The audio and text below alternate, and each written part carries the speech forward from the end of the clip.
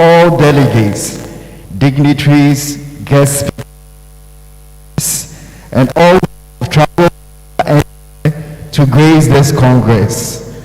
We commit every proceeding of this Congress into your grace, O God, that will end successfully. As we deliberate on issues concerning tertiary education in Ghana, grant us the grace, O Lord, to understand and be committed to the role governments and university teachers are to play to ensure quality teaching and learning in our universities.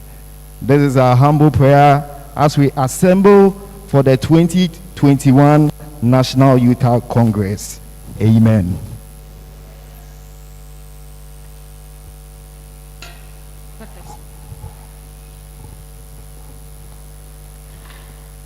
Amen. Please, as we are seated, there is a questionnaire or a survey going on, and we'll be happy if you could help us fill it. It's in connection with this program. Also, we would also want to announce that we should comply with our ushers as we would want our seating to be well organized. Thank you.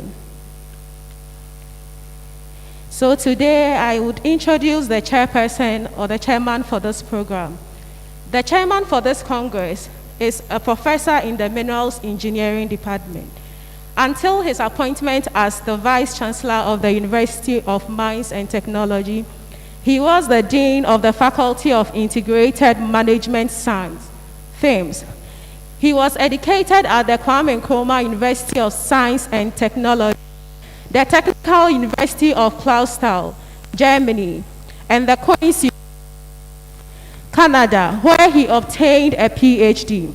He is a distinguished and international acclaimed scholar and a business-oriented academic who has provided dedicated service for many years at the Kwame Nkrumah University of Science and Technology, and also here in the University of Mines and Technology. He rose to the status of Professor of Minerals Engineering in 2011. He also worked as an investigator on several international and local projects, such as the United Nations Women in Artisanal and Small-Scale Mining in Africa project, the European Union's Ghana Mercury Abatement Project, and the World Bank Project on Poverty and Social Impact on the artisanal and small-scale mining sector in Ghana, National Science Foundation in the USA, and also climate extremes, mining and mycobacterium ulcerans. A coupled system perspective. He is a principal metallurgical consultant to the mineral industry, and he has worked with every mine here in Ghana, and also many others in the West Africa. He has authored over 120 academic publications in journals, conferences, and has more than 100 technical reviews. He serves on the editorial board of international journals, and he is a reviewer of 17 journals. He is a visiting professor at African University of Science and Technology, Abu Young African Leadership Initiative. He is a teacher who has worked as a trainer of lecturers on effective lecture delivery. He is a married man and has 3 children. He is in the person of our professor. I hope this works. Thank you. And then at a point in time, we're confronted on how to reopen the universities. And then we ask ourselves, what is next?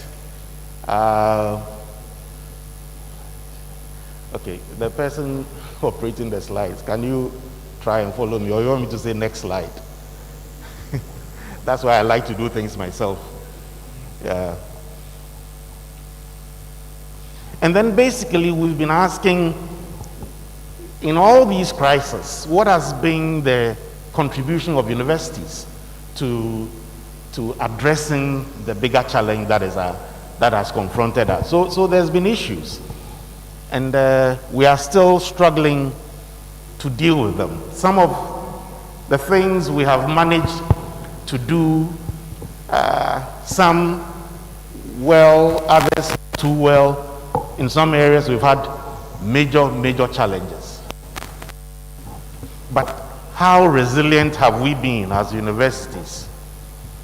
So, next slide, please. I think I'll have to say next. The issue of our finances as administrators of the universities has been a major issue that we've had to confront. And being government-funded institutions, they got to a point where the ministry decided that we should not even increase our regular fees. You know, we used to do in many universities about between 5 and 10% increment in the fees on a regular basis. Government froze it. So now we have the challenge of managing a more expensive environment with little money. So there were challenges with infrastructure, especially the technology issues. Many of us did not even have online teaching platforms. And because we had to move in that direction, we had to develop these platforms from scratch. There were leadership and governance issues, and in some areas, human capital also became a very big deal. Our research outputs began to go down because for those of us who do field research, because of the restrictions of movement and contact, we could not go out into the field to go and collect data. Next slide. Our institutional use also became an issue. We needed a lot more supplies which were not forthcoming. The academic culture of the universities became a challenge. And many people were beginning to question the quality of our graduates. I'm sure you know very well what I'm talking about. To a lot of online teaching. And there were many people who thought that online teaching is not as good as having face-to-face teaching. Some of you can debate that. My example have always been that for the women here, if you had the choice of being delivered by a midwife that I have trained in UHAS, physically, going to the wards, practicing, and then a midwife who has learned how to deliver online, which one will you choose? Then they begin to reflect that it is not the same. Yes, you can simulate, you can do all kinds of things, but at the end of the day, it is not necessarily the same. Some have argued that in the humanities it is not too difficult. I'm not too sure. Probably it may be better. They say, yes, you can study economics without necessarily having face-to-face interaction. That might be true. But at the end of the day, the engagements that you have with your students, the face-to-face engagements that you have with the students, is not the same as having a Zoom call with your students. So the question of the quality of the graduates, it's something that we need to address as educational managers. How internationalization has been affected is another issue. And many are also reflecting on the challenges of global rankings. Is UCC here, congratulations for your performance. Very soon, you has to overtake you. So, we've had limited digital exposure. Next slide. We've had limited digital exposure, and many of us had to start from scratch. Indeed, at UHAS, we had to build our infrastructure from scratch. We didn't have anything like that. So I always commend my IT team for being so resilient and doing what it is that they had to do. And you know, when this crisis or pandemic broke, we sat down with the education sector, the ministers, and all of them who matter. And they made all the promises. Richard, I don't know whether you were around at that time. They promised to give each institution close to $1 million to build our IT infrastructure. I'm told all the money was sent to UMaT, so UHAS didn't get any. So that is where we are.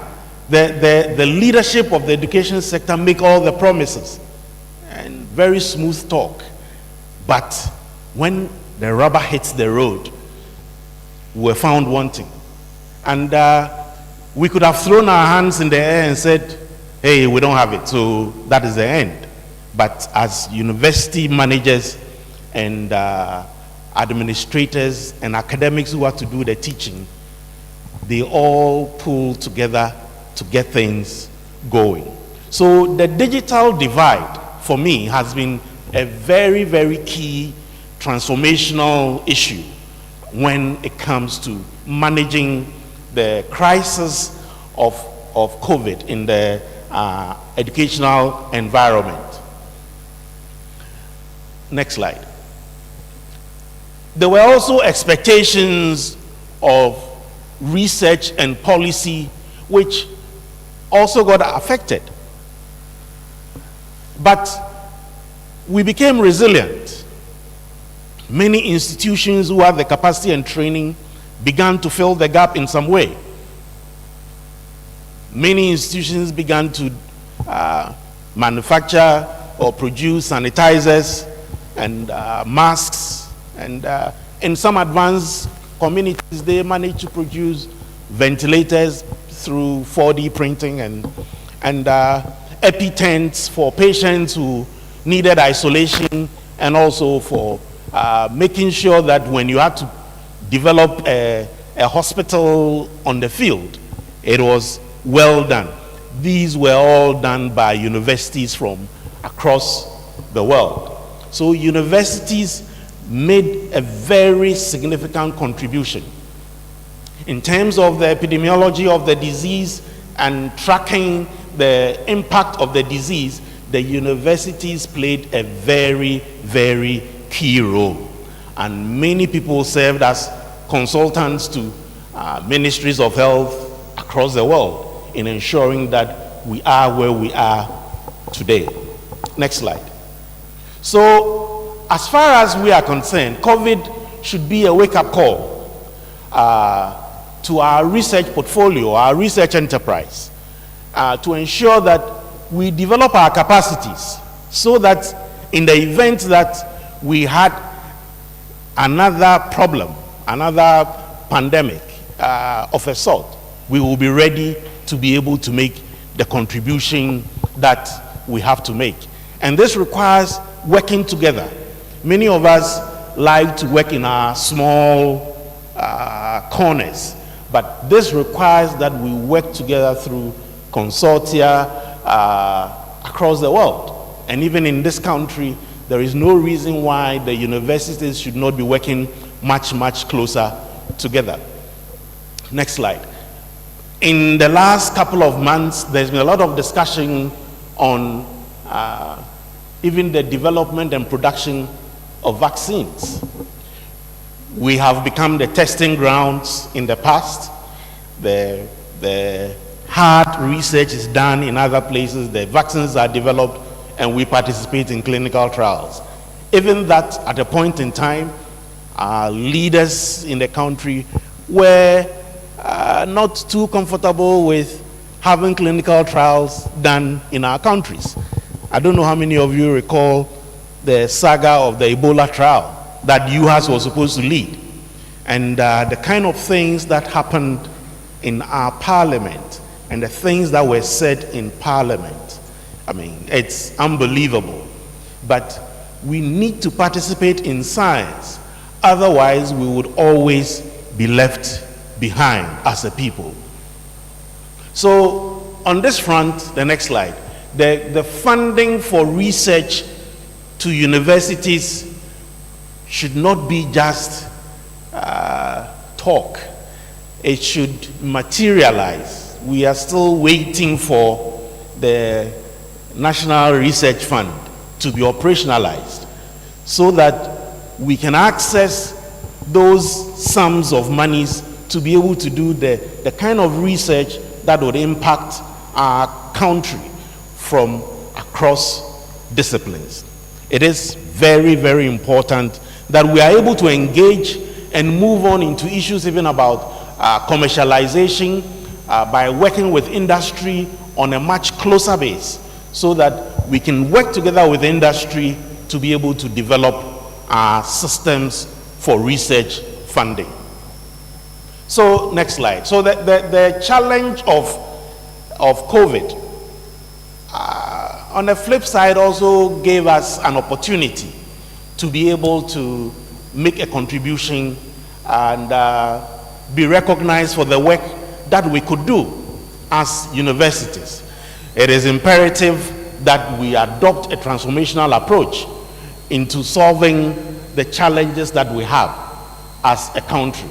And universities, which is the hub of knowledge development, should take the lead in this. So we need to confront, next slide, we need to confront the entire higher education sector in a way that kind of give the value proposition in the digitized world to accelerate all the things that we will do within this COVID-19 era.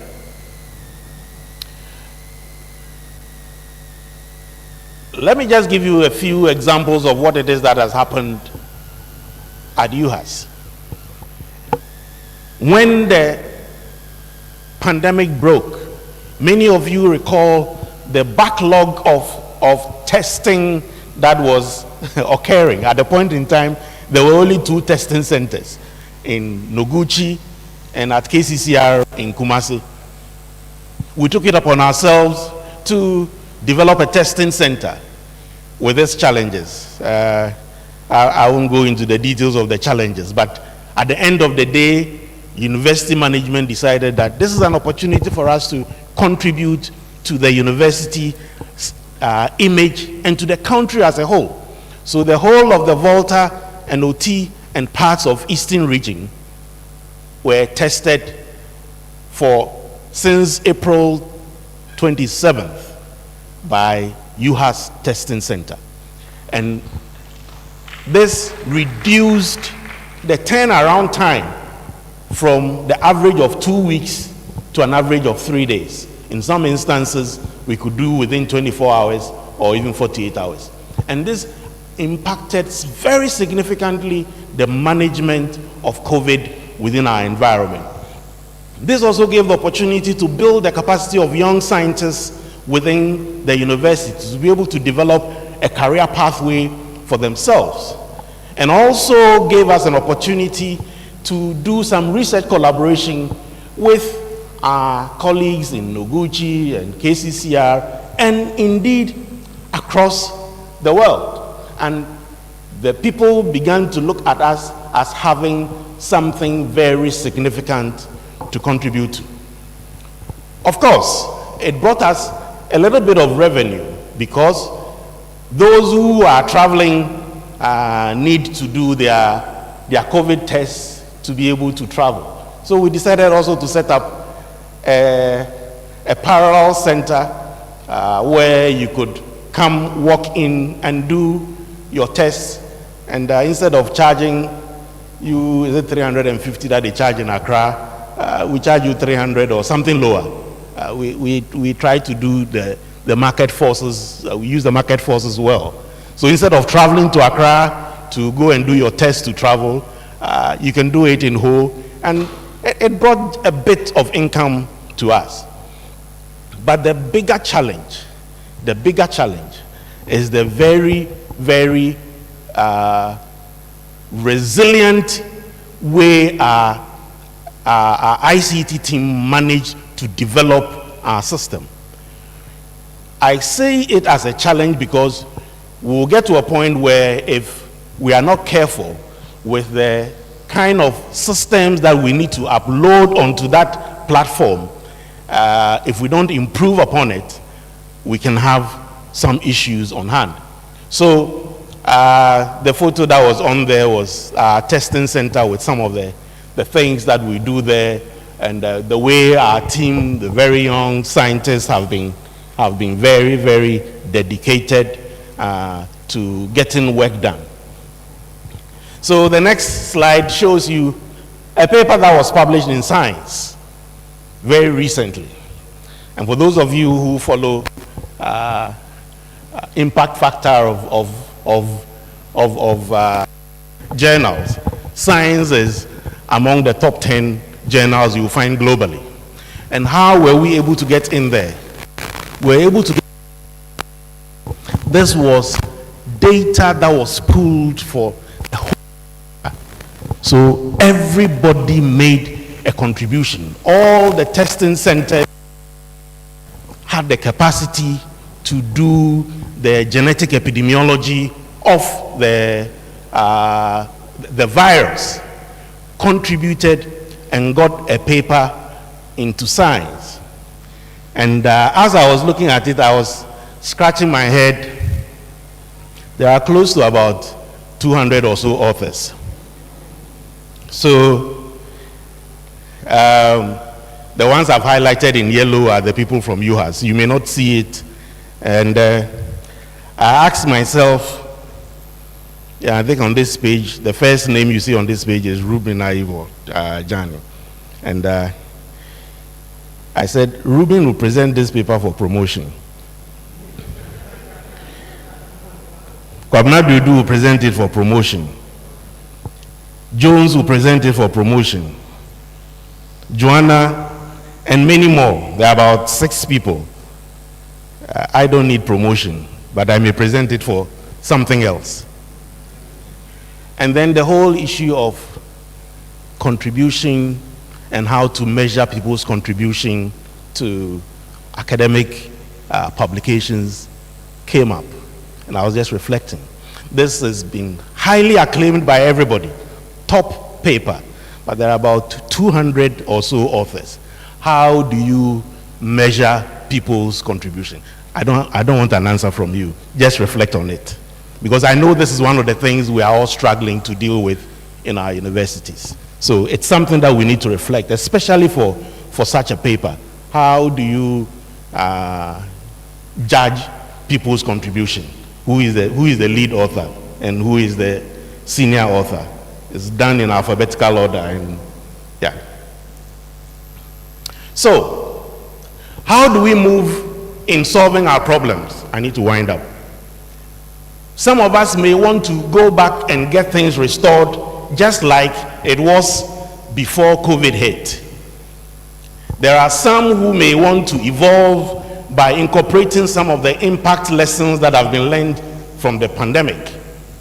But there is a third option of a complete transformation of the way we do our things. And I would want to advocate that as universities in this country, we need to take this third approach, where there will be lessons from the pandemic to help us launch or accelerate an institutional transformational agenda. We need to change the way we do business. It should not be business as usual. And the key areas that I propose that we look at are our digital transformation agenda, which is very, very, very critical. Effective leadership under such circumstances, and a strong institutional culture and a sustainable funding mechanism that will help us address the issues that we have at stake. Within 20 minutes, I'm unable to go through all these things, but I would really, really want us to reflect on these issues. There is the need for us to begin to do things differently as universities if we are going to survive the environment. Some of the issues that we need to look at as far as the digital environment are concerned is to make sure that we embed our digital transformation in our institutional culture, that it should be part of everything that we do. We need to invest in the digital infrastructure. We need to develop online competencies.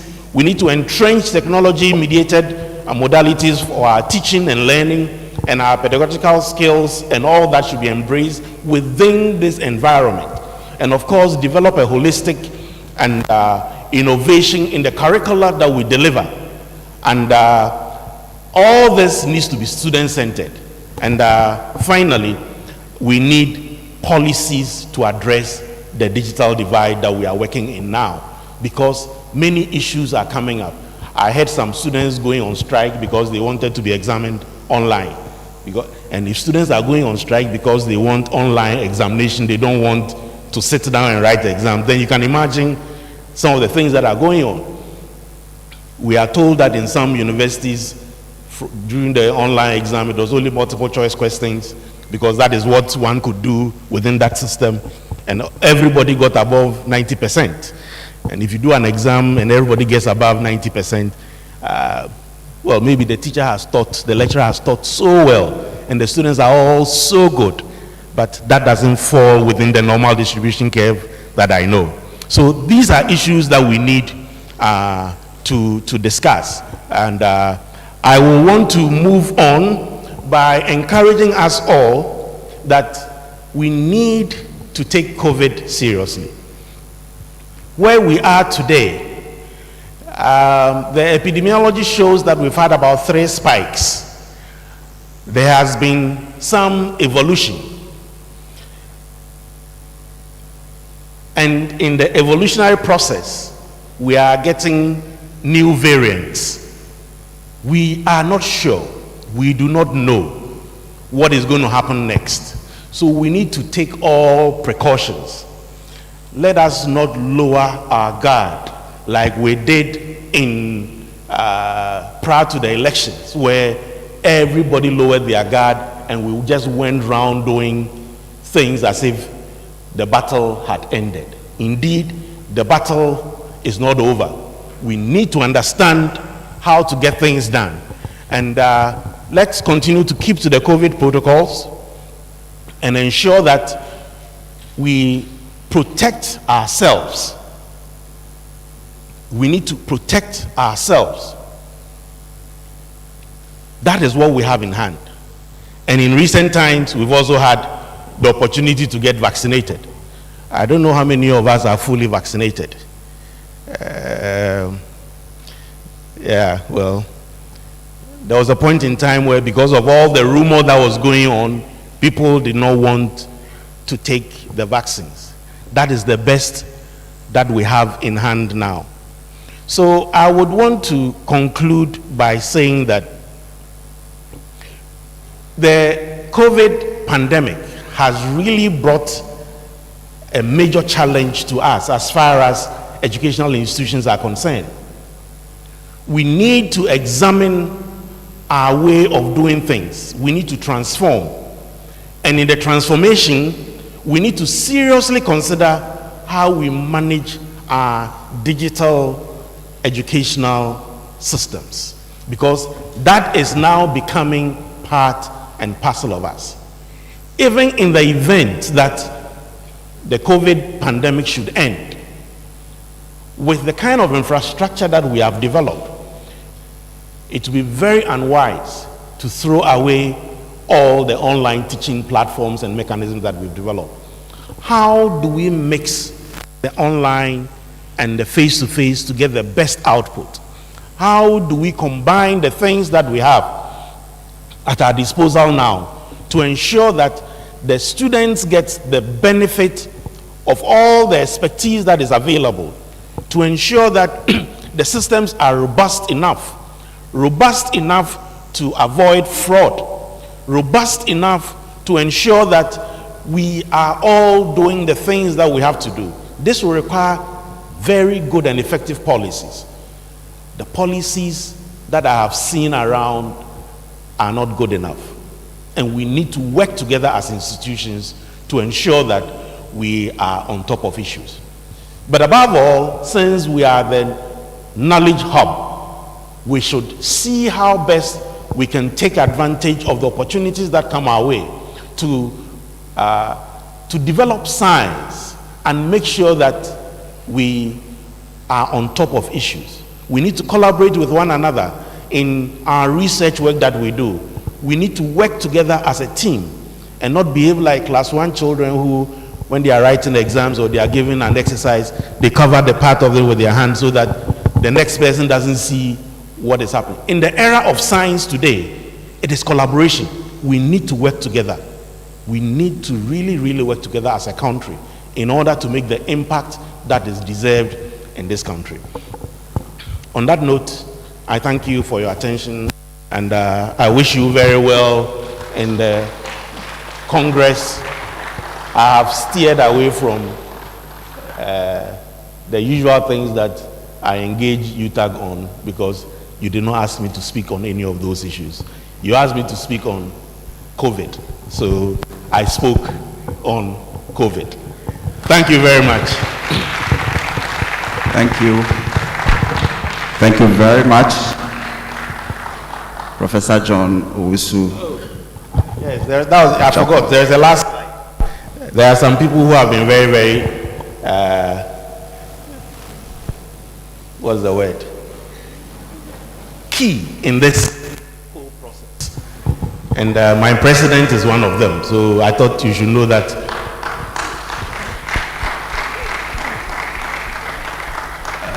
Mr. President is one of the people who have played a very key role in this.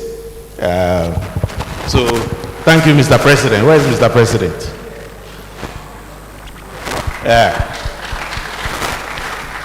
You know, it is good to have some of these people around. When you get this work, you are called to come and give a talk. You may say, can you send me a draft in 3 weeks? Then they will send you the draft, and then you work on it according to the way you want it to be delivered. So thank you very much. Thank you very, very much, Professor. That was a very thought-provoking lecture. I know we have questions and issues that may fall out. I will entreat that we allow to take the other lectures so that when we finish during the discussion session, we can deliberate on some of the issues that came out. Thank you.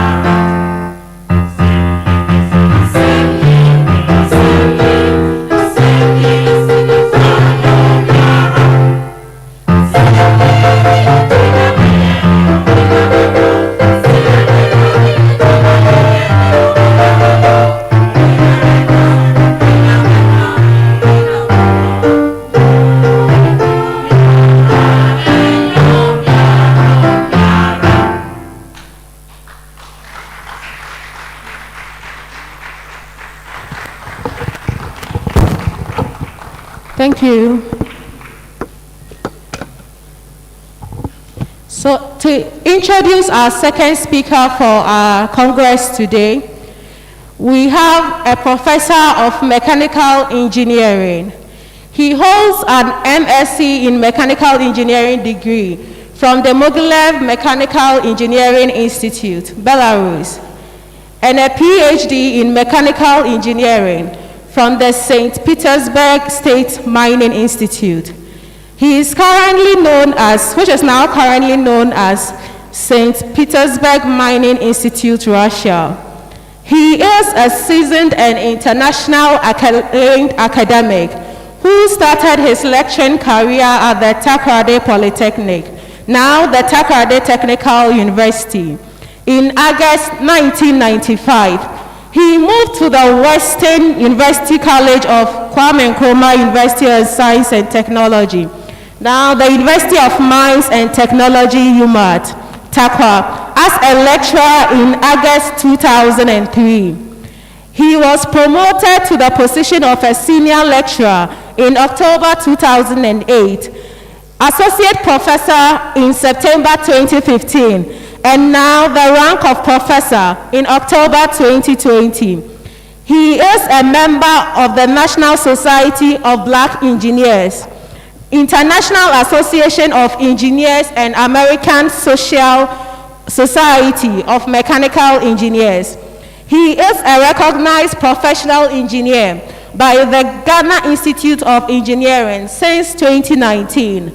He is a seasoned researcher with practical experiences in design of machine elements, non-destructive testing, structural analysis, heat transfer, fuels and internal combustion engines, factory technical audit, maintenance engineering, and also accident vehicle assessment.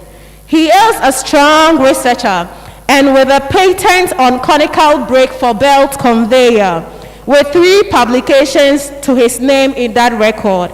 The second speaker is a labor advocate, and for this to emphasize, a former UTAG national president whose negotiation skills helped in the migration of UTAG onto the single spine salary structure and upward increase of our book allowances to the present US dollars.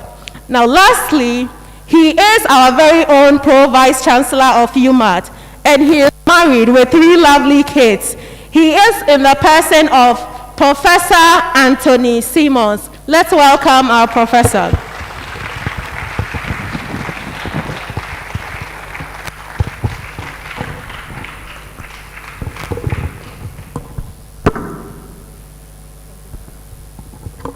Yeah, thank you very much, Esther.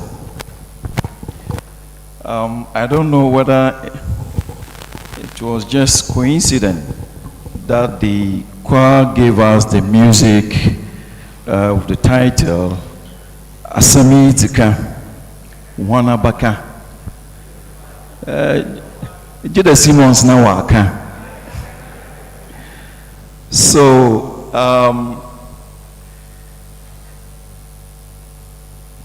the Prof. Chairman and Vice Chancellor of the University of Mines and Technology, Professor Richard Kwesi Amankwa, the Honorable Minister of Education, I think he's online, Dr. Yao Osei Educhum, Vice Chancellor of the University of Health and Allied Sciences, Professor John Owusu, Japan, Registrar of the University of Mines and Technology, Mr. Maitu Okra, the National President of UTAG, Professor Charles Ofosu Manfo, the National Executive Committee of UTAG, Honorable Delegate, members of press, distinguished guests, ladies and gentlemen, both in this hall and on all virtual platforms. It is a great honor for me to be here as the guest speaker of the 2021-22 20th UTAG Biennial National Delegate Congress. It was in this same auditorium when I was sworn in as the national president of UTAG, together with the late Kakraba Dakubu as the vice president, Professor Grace Oforisapon as the treasurer, and the incoming national president, Professor Solomon Nunu, as the national secretary. Indeed, it was the first in history for UMaT.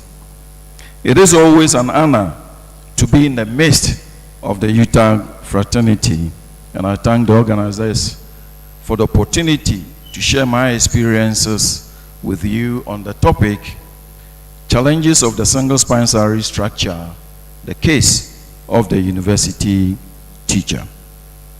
Ladies and gentlemen, in her quest to have fairer public sector pay policy, Ghana has practiced a number of pay structures in the past century. This has always been done with the view of improving efficiency and effectiveness in the public sector. The several pay structures that Ghana has operated include the Guggisberg Appointed Committee that was formed in 1927, Herigen Commission, Mosodoy Commission, Isifu Ali Commission, Justice Azukrab Commission, National Committee for Wages and Salary Rationalization, Jampo Commission, and then the last one was the Ghana Universal Salary Structure, the GUSS, in 1999. I thought the guy operating the slides should have shown that one. Anyway, however, the GUSS, like the ones before it, could not last the test of time, and workers of the public sector started complaining of the inequalities that it was flown with. Prof. Chair, recall that the GUSS was introduced to tackle the issues of inequities, distortions, and low incomes that persisted within the public services. However, these objectives could not be achieved, leading to protracted labor agitations.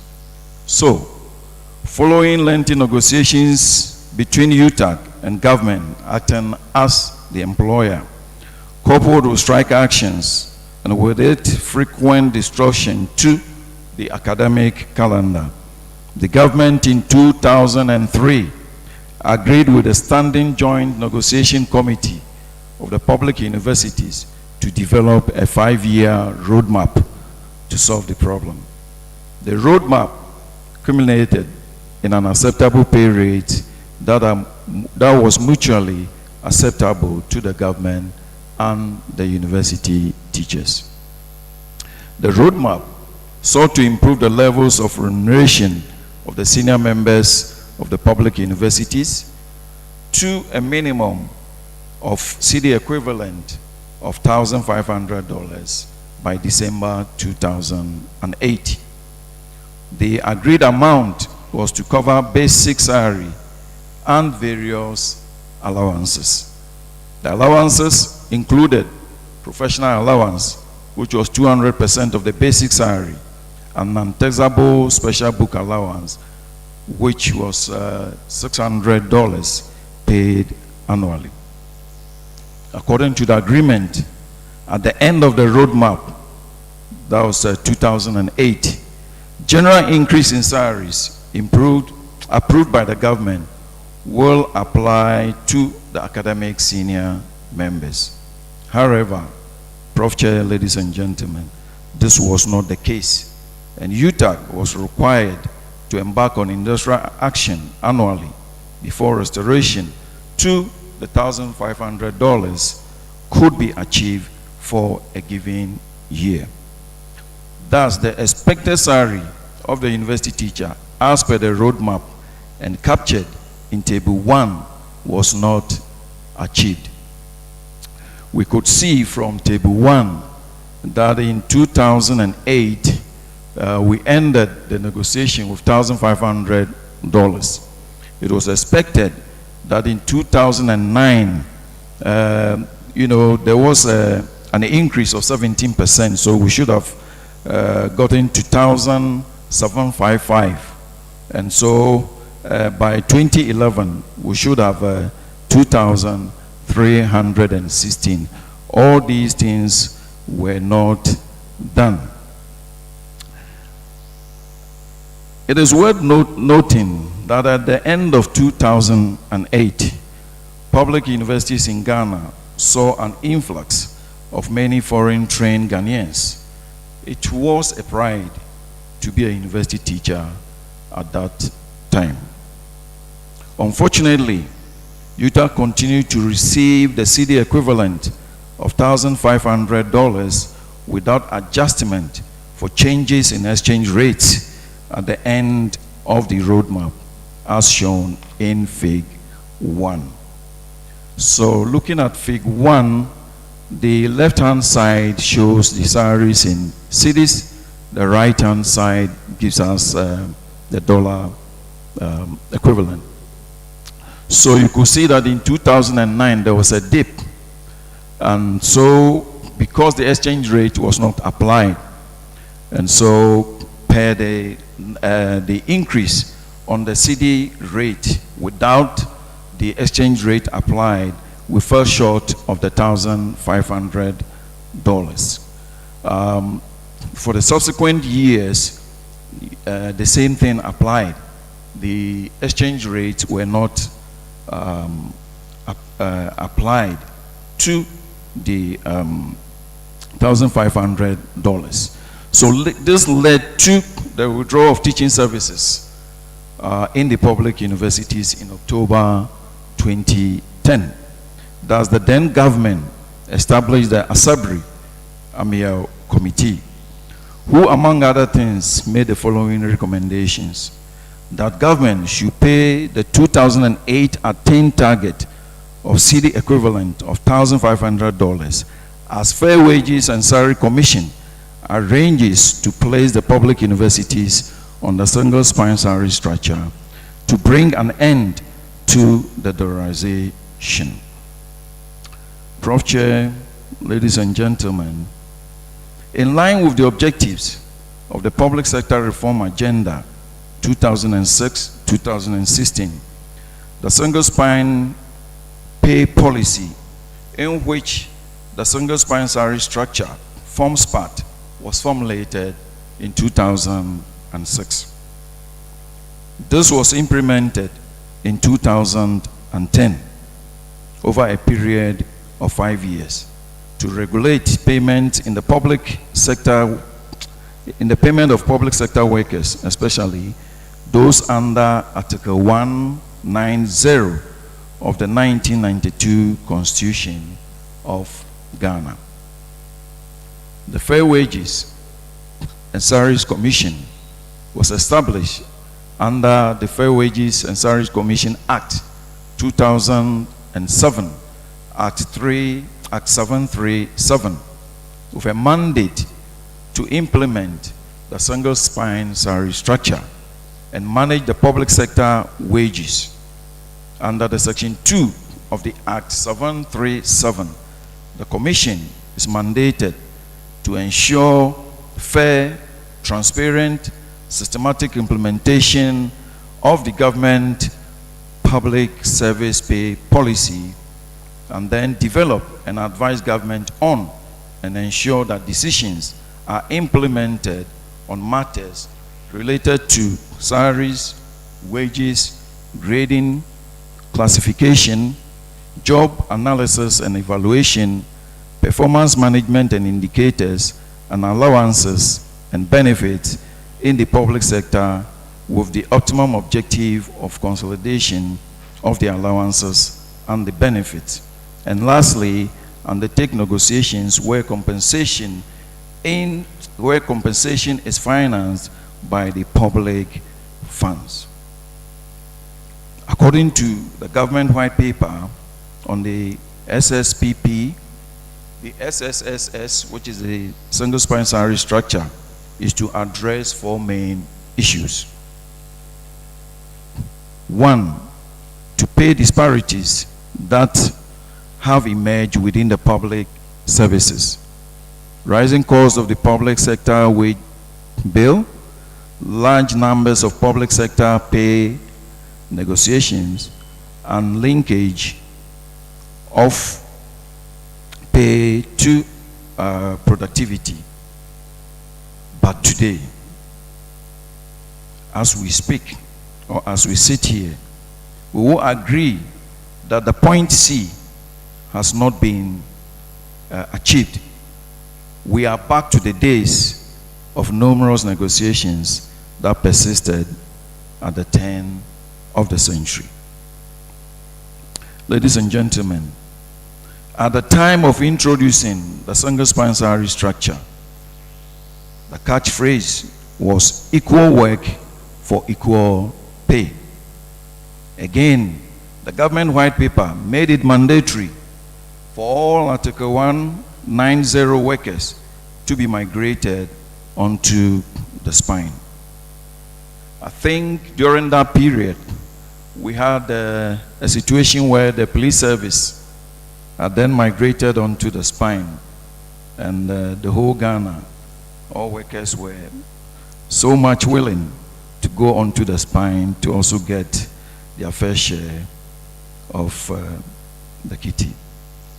With all these, under my leadership as the National UTAG President, we subjected ourselves to the job evaluation process. Among other things, the following were agreed upon at the end of the evaluation process and the ensuing negotiations for migration of UTAG onto the single spine salary structure.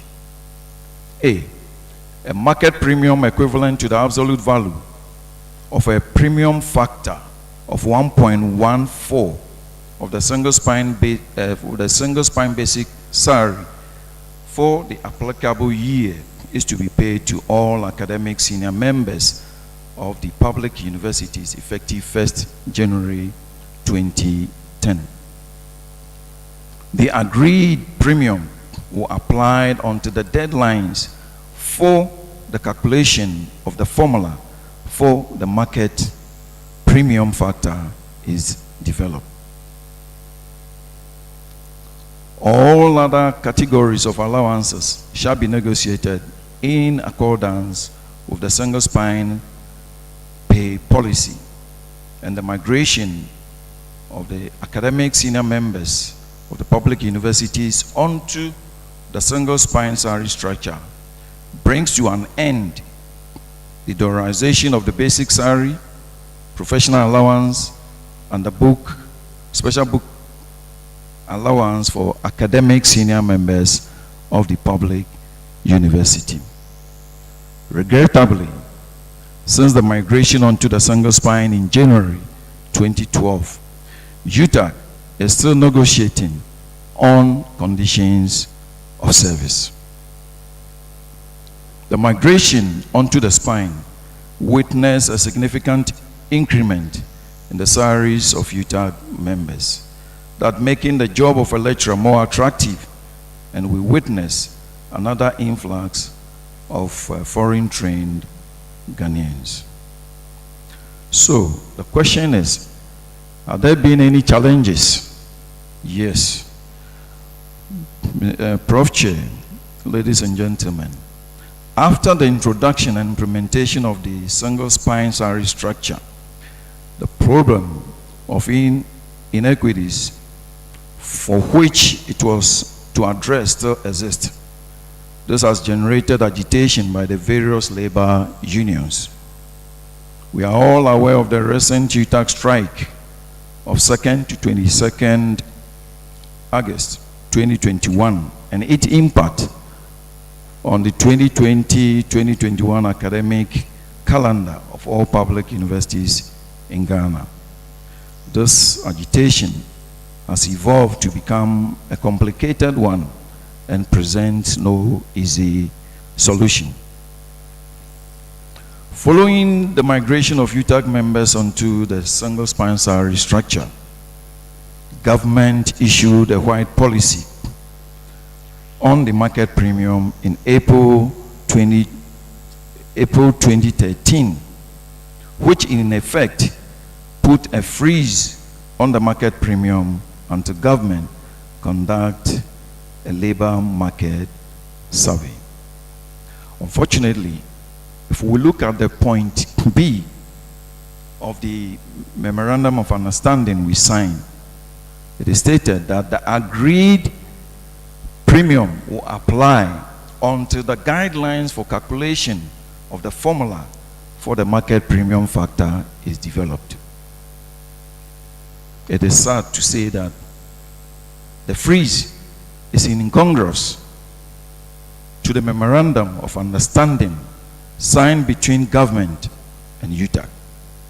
It is sad to state here that till date, government has not been successful in conducting the labor market survey, resulting in the erosion of the salary of the university teacher to deplorable levels, as can be seen in Fig 2. So looking at Fig 2, in 2009, when we had the dip, and then in the subsequent years, the prevailing exchange rate was not applied to the $1,500 when UTAG was migrating onto the single spine.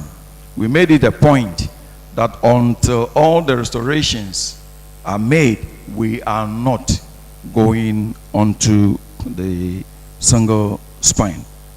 So when all these things were done, we migrated onto the single spine with a dollar equivalent of, I think, $2,112. So that is what you can see at page at year 2012. That is the highest amount that we had. Then the subsequent years, after the introduction of the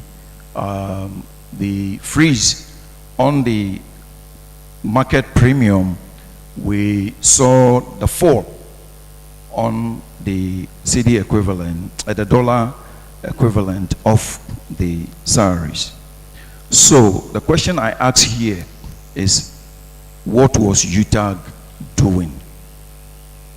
Between that time till 2018-19, what was UTAG doing? I will not answer.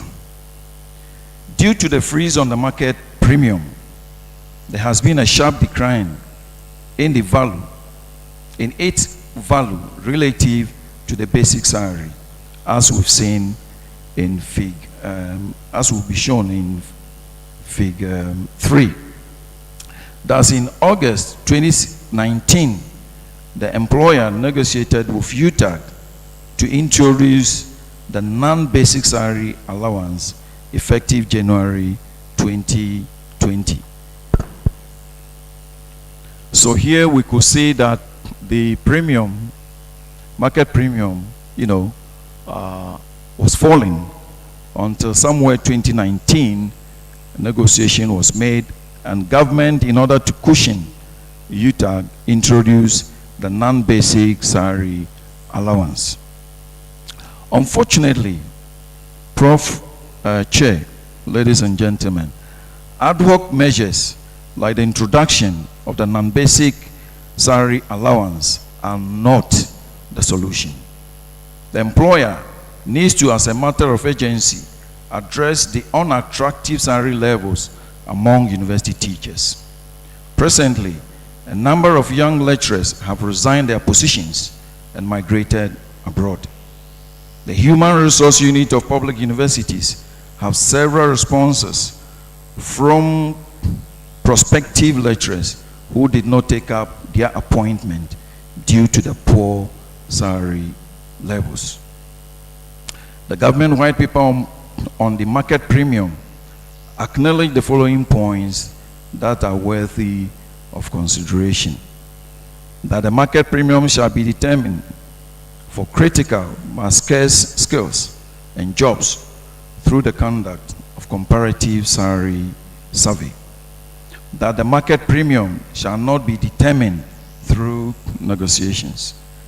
That the Fair Wages and Salaries Commission, the Ministry of Finance, Ministry of Employment and Labor Relations shall collaborate to undertake the required research to form the basis for determining the market premium. And that periodic review of market premium will be guided by research findings. Prof. Chair, ladies and gentlemen, at the time of migrating UTAG onto the single spine, we foresaw that the presence of UTAG on the spine will create distortions in the future. Indeed, those who were around at that time will bear witness that we were to go back to the fair wages within 2 years to re-evaluate and review our positions. There is this committee at the Fair Wages Salary Commission called the Grievance Committee. They were to reassess the performance of the spine after 2 years to see whether a parallel spine should be created for UTAG.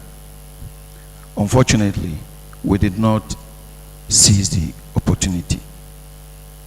So, in the wisdom of the framers of the single spine, labor groups like UTAG are not placed on it. We know that there are other people who are not placed on the spine, and that was what UTAG was aiming for. So, to safeguard the health of the single spine and avoid the problems that bedeviled the GUSS, it is important that other groups, like other groups, UTAG should be removed from the single spine to safeguard it from distortions and from the perceived inequalities between one labor union and the other. Bringing my speech to an end, I will say that the current state of the salary levels of the university teacher is problematic and requires urgent attention. The present salary disparities between Article 71 and 190 office holders is too wide. An effort must be put in place to close the gap as recommended in Professor Ya Ntiamwa Bedu's Presidential Committee on Emoluments report. To safeguard the health of the single spine, the employer should consider the removal of the university teachers from it as a matter of agency. If the employer considers the point C not to be of an option, then government should urgently complete the labor market survey and compensate university teachers appropriately so as to help attract and retain qualified staff. And now to UTAG. UTAG should continue to be proactive and remain resolute at the negotiation table.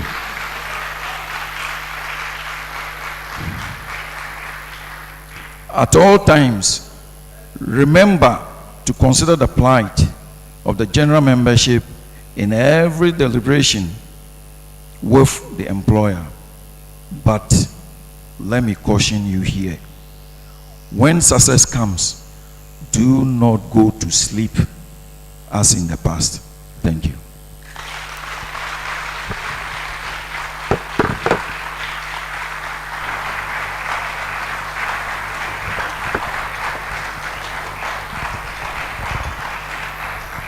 Thank you very much, Professor Anthony Simmons.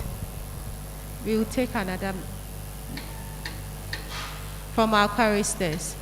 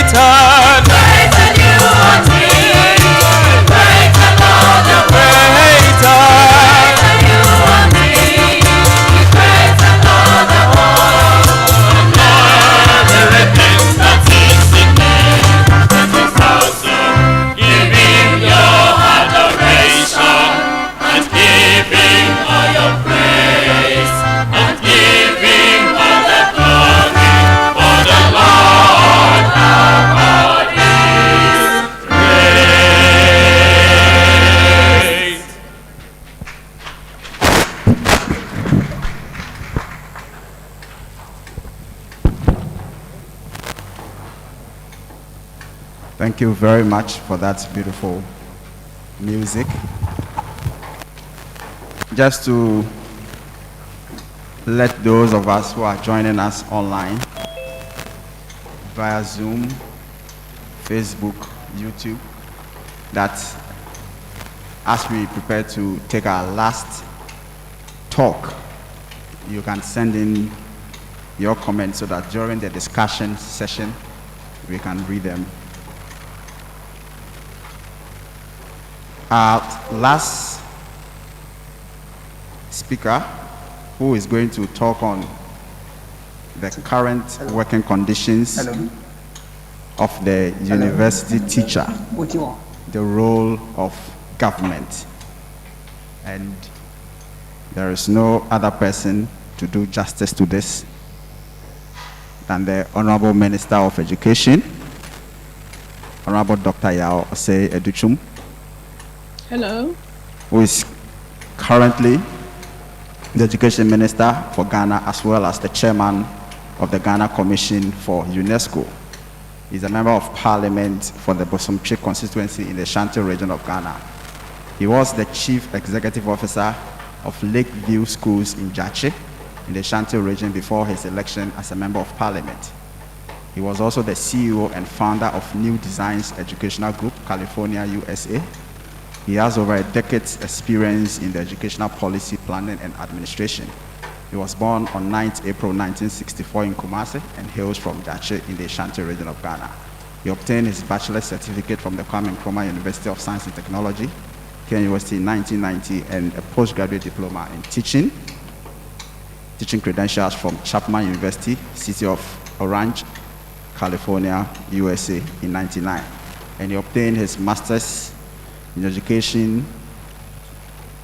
educational management and administrative sciences credential from the University of La Verne, California in 1997, and then subsequently awarded a Doctor of Philosophy degree in educational policy and administration from the University of Southern California, Los Angeles, USA. He has participated in several UNESCO conferences and workshops as a resource person. He is a member of several professional bodies.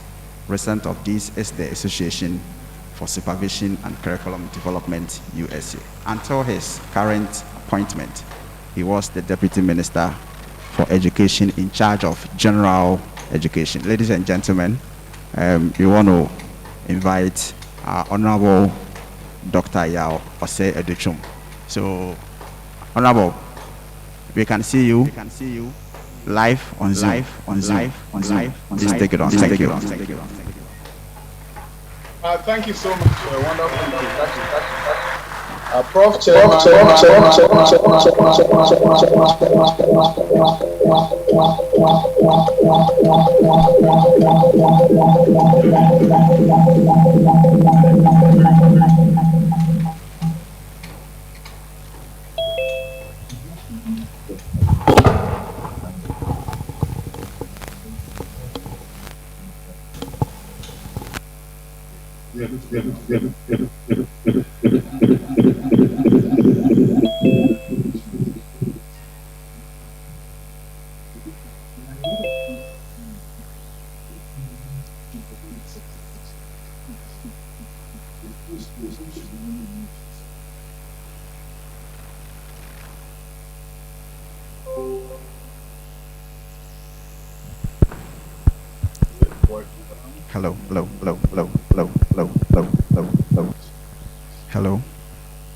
Hello.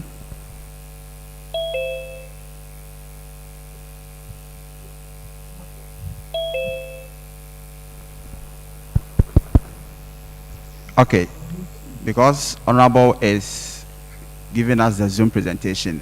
Those of you who are online, probably some of you have logged on twice. So if you have done kindly put off one of the devices, or just reduce the volume so that we don't hear the feedback. I'm speaking to those who have joined online, so that we can take the presentation from the minister. Thank you very much. I think it's okay now. Chairman, the Vice Chancellor. Please move. Can you mute yourself? Yes. So that Minister will be the only one talking. 52.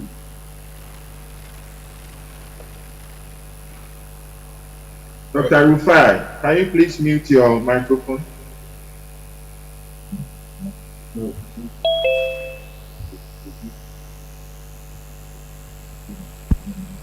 This is the beauty of technology.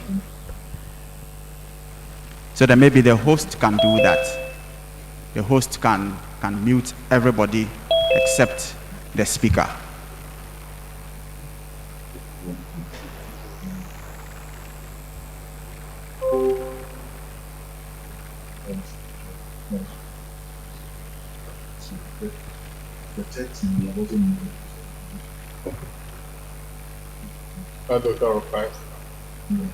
Okay, that's right. Professor Chairman, the Vice Chancellor of the University of Mines and Technology, Professor Richard Kwesi Amankwa, Vice Chancellor of the University of Health and Allied Sciences, Professor John Owusu Japan, Pro-Vice Chancellor of the University of Mines and Technology, Prof. Anthony Simmons, Registrar of the University of Mines and Technology, Mr. Metro Okra, Finance Officer of the University of Mines and Technology, Mr. Jonathan Sako, the National President of UTAG, Prof.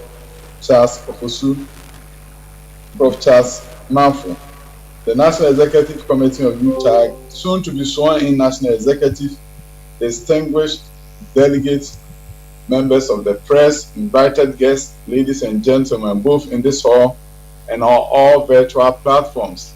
Good morning. I bring you greetings from the President of the Republic, His Excellency, Nana Addo Dankwa Akufo-Addo. I deem it a great privilege to join you today to witness the 20th UTAG Biennial National Delegates Congress. I'm profoundly grateful to the organizers for this invitation. I wish I was there with you in person, but exigencies of the times, National Education Week ongoing in Accra, and today being the last day, I have to be there to bring finality to the week-long discussions on education. My job this morning is a very simple and I believe a tough one. When you are in the middle of labor negotiation and you are asked to speak about conditions of service, you definitely know what your people want to hear, and you also know what you can say. And definitely, I'm on a tough spot. I'm between the rock and a hard place. And as I told your negotiation team the last time, they know where my mind is and where my heart is. And sometimes I'm torn between my heart and my mind, and I have to find myself somewhere in between. As the Minister for Education, of course, I want everything that my employees want and want them to have more. I also know that there are difficult challenges. We found ourselves in a very difficult situation with the pandemic and other issues, trying to get everything that we need. So I'll do my very best in my brief remarks to address you and to let you know that I'm with you in person. My heart is with you, and we'll do everything possible to contribute our bit towards the improvement of your condition of service. Because at the end of the day, good working conditions of the university teacher is what will make the universities work. I've been on record and I've said it in my first speech since I became the minister that my priority is tertiary education. This is not something that you hear a lot from education ministers in developing nations and even around the world. Invariably, they will talk to you about the early childhood education, and rightly so. You want to give the children a robust foundation, but also understand that if you create a road to nowhere, you don't get anything in the end. So our road to somewhere begins with the definition of the goalposts in terms of telling us that tertiary is the destination. Then you work your way backwards, and when you support that child at the KG and primary school and the junior high school, they know exactly where you want them to go. And that destination that you want them to go should be ready for them. So I believe in creating a pipeline of education from KG to the university and ensuring that the university is robust. The university become the city on a hill, a place that everybody aspires to go to. I remember my days at Kumasi High School. When we wake up in the morning and sometimes at dawn to study. And our motivation was the fact that you stay at Kumasi High School and you see the light at Kwame Nkrumah University of Science and Technology, and you say to yourself, I have to be there. I have to go to tech. I cannot see this Canaan and not be there. The university is functioning well with teachers and instructors and lecturers who are ready to teach, who are motivated to teach. Of course, we created that city on the hill, that Canaan for the child growing up in a village and knowing that one day I'll be in the university, and when they get there, they have professors and lecturers who will meet them with open arms and support them so that their future will be different from that of their parents. We are creating a nation where, through university education, people will begin to see that their future has transformed. It took you a lot of hard work and determination to be where you are today. Some of you, majority of you, may have come from backgrounds where things were difficult. You worked so hard to change your fortunes. You studied throughout the night. You earned your doctorates and postdoctorate and improve yourself and did your research so that you could be promoted. Once promoted, I believe that you should be offered an environment where you can do your very best for your dear country. I believe every one of you is determined to ensure that this nation becomes better than what we came to found it. That the best days of Ghana will be ahead of us and not behind us. Having said that, I also know that in order for us to get to that destination, a place, a university that transforms the critical minds of the youth that come to them so that they in turn can come around and change the fortunes of their country, demands that we do our very best for the very people who are supposed to do the mind-changing experience. Things have not been the way we all anticipated to be. The most difficult time to negotiate is when you are in the middle of a pandemic. I know we've met. There has been some amount on the table. We may not have met your expectation, but believe me, I'll fight for you every day. We're working with the finance minister, working with government, making sure that we can get the best deal possible for you. If we don't meet your expectation, I hope we'll meet your expectation halfway in a very respectful manner. I respect you, and I believe that you hold in your hands the key to the transformation of Ghana. You are not a group of people that we should just playing any games with. No, this is not politics. This is not games. It should be a meaningful discussion with you. And when we don't even meet your expectations, I will communicate that to you in a very respectful way for you to know that I appreciate you, I respect you, I know that with you, the future of this country will be different. So please accept the fact that I'm with you. Accept the fact that we'll fight till the end to make sure we get the best possible deal for you. The issue of the market premium, I know, has come up in our discussions. I've understood your concerns. I were able to get a finance minister to commission the study as the negotiations began. As I speak with you, they've made some strides. Your committee, your executives requested that they want to meet with the people undertaking the study so that if they have any concern, they will bring it to their attention. I have directed that they should make the committee, the group doing the work, available immediately to your technical committee so that if there are any concerns, they can address it before the study comes out. The labor market survey is expected to be completed by the end of October. And immediately after that, I will have to meet and see where we go from there. I can tell you one thing is very simple. The finance minister, within constraints, have assured me that they will do everything possible to make sure we listen to you and see how best we can address concerns that are facing you. I'll tell you, having listened to the president and his determination to change the country, talking about Ghana beyond aid, and understanding that research is out there. The gross tertiary enrollment of this nation is a critical indicator. It's a critical key performance indicator, a leading indicator that will ensure that the transformation that we seek for ourselves will come to pass.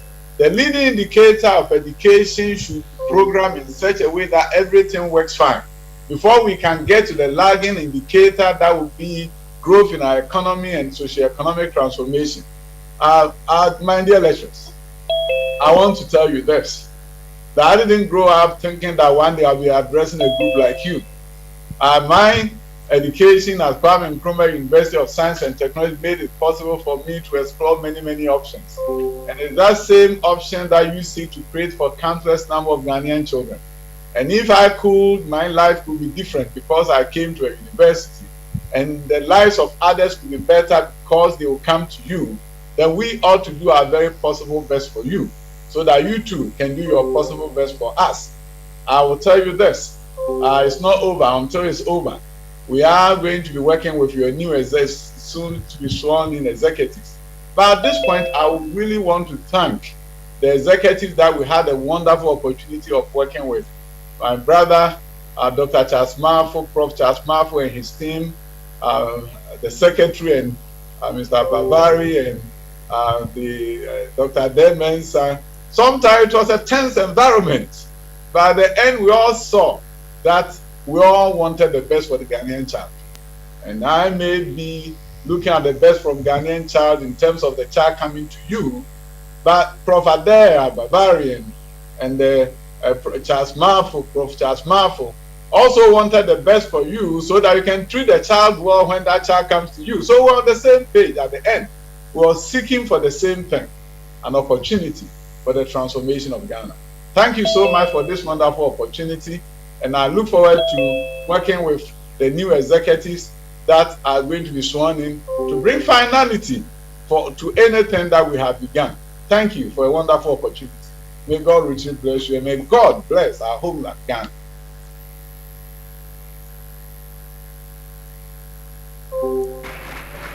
Thank you very much, Honorable Minister. We hope that you will spare us some few minutes in addition as the discussion starts, so that you'll be able to respond to some of the issues that will fall out from your presentation. So, ladies and gentlemen, at this juncture, we want to go straight. So we have to standing microphones, one to the left and one to the right. So if you have your issue, please kindly line up. And while that goes on, we will respectfully invite our speakers to join us on the podium so that they will help us in addressing the issues from their presentations. So Professor Japon, Professor Simon, please let's clap for them as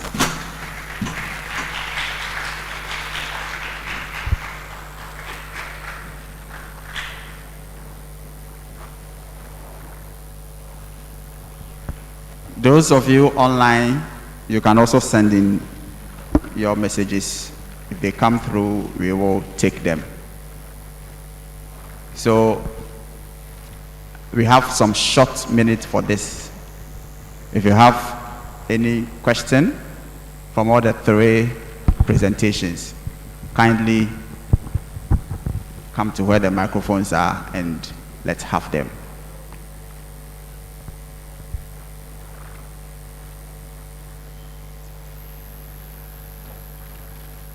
This is the national.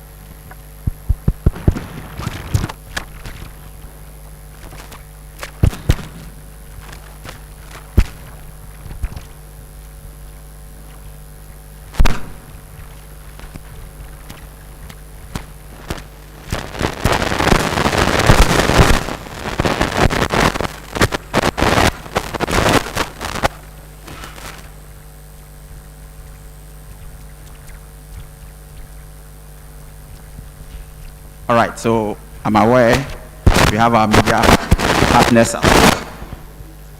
So if the media also have any question, I think they can also do that. We will wish that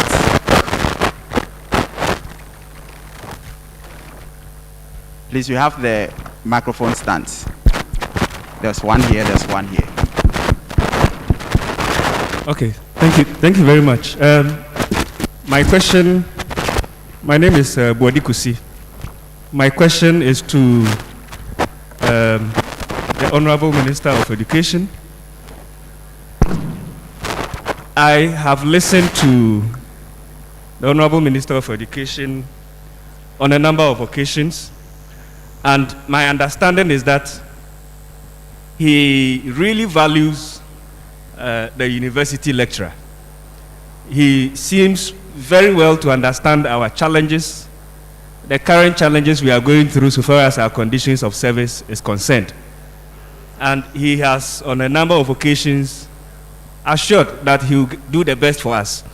But it appears that getting the commitment of his government to commit wholly to the plight and to resolving, getting what the lecturers are putting on the table is a challenge. And that's why I'm saying it appears. I want him to assure us and to tell us possibly how best he thinks that within the limited space that we have, the university lecturers' conditions of service, which is being negotiated currently, will come to an end with something significant and appreciable for our members, based on what Prof. Simmons presented and what all of us have known. And if you check the graph, it has not been very good. So we want to hear something concrete from the minister, even though he said he's walking a tight path. We think that he should be able to come out clearly at this Congress and speak to us. Thank you very much.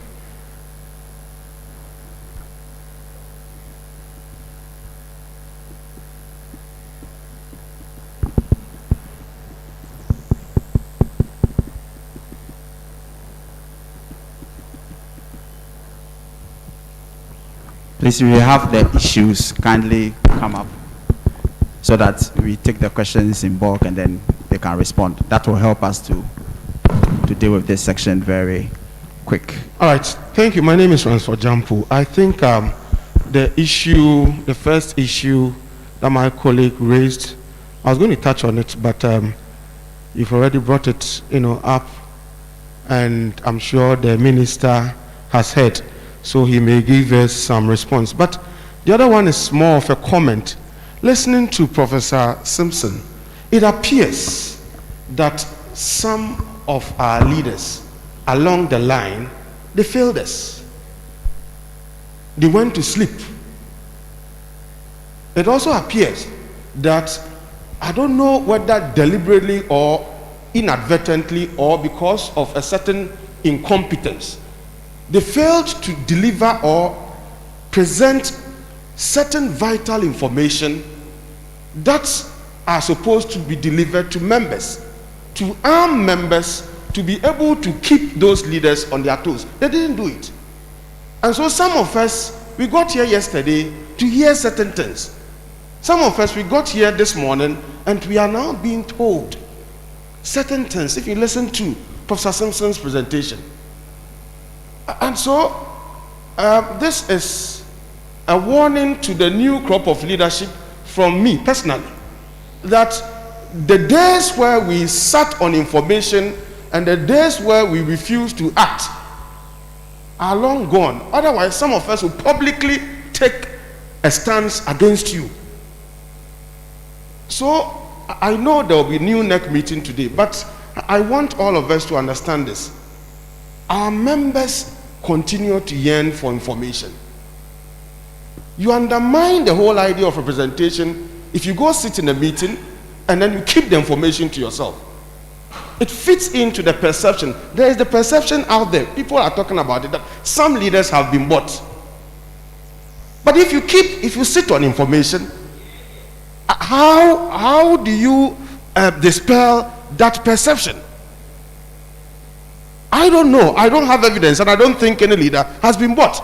But to the extent that yesterday I got here and in an informal discussion, I got to know something that I should have known long ago. And I asked myself, what is wrong with us? If we can't do We can't serve as leaders. We have no business. I think the days where we minded our business and left UTAG leadership to people without playing any role, I think those days are gone. So those who are going to be sworn in, please, some of us are really willing to work. And if you are unwilling to serve well, then we would break camp and go solo. Thank you very much. Thank you. So we will take the last question and then we will take the responses. Thank you. I am Akwesi Efri Fire Champion, KNUST. Mine is on the IT systems. Almost all the solutions that came to us were imported solutions. Zoom, Google Meet, Microsoft Teams, Doodle. So I'm asking management leadership, how well did you challenge our local IT guys to come up with solutions as the government monies were not coming? Can I ask my question? Is in line with what he said. Okay. So when Professor John Owusu was speaking, he said that we need to participate in science, else we'll be left behind. I'm using COVID as an example. When there was a time for vaccines to be done, I was expecting that possibly we could have some universities maybe team up or government supporting us to say, just start the process and let's see if we can make something out. But none of this was heard. Of all the money that we get from IMF and the rest, I don't see maybe a percentage channel through that. So the question is, seeing that now it takes a lot of money to do research in science and there's little support, how do we contribute? Thank you. Thank you very much. So let's take our responses from our distinguished speakers. I think there were 4 questions. One was directed to the Minister of Education. So, Honorable, if you can respond to that.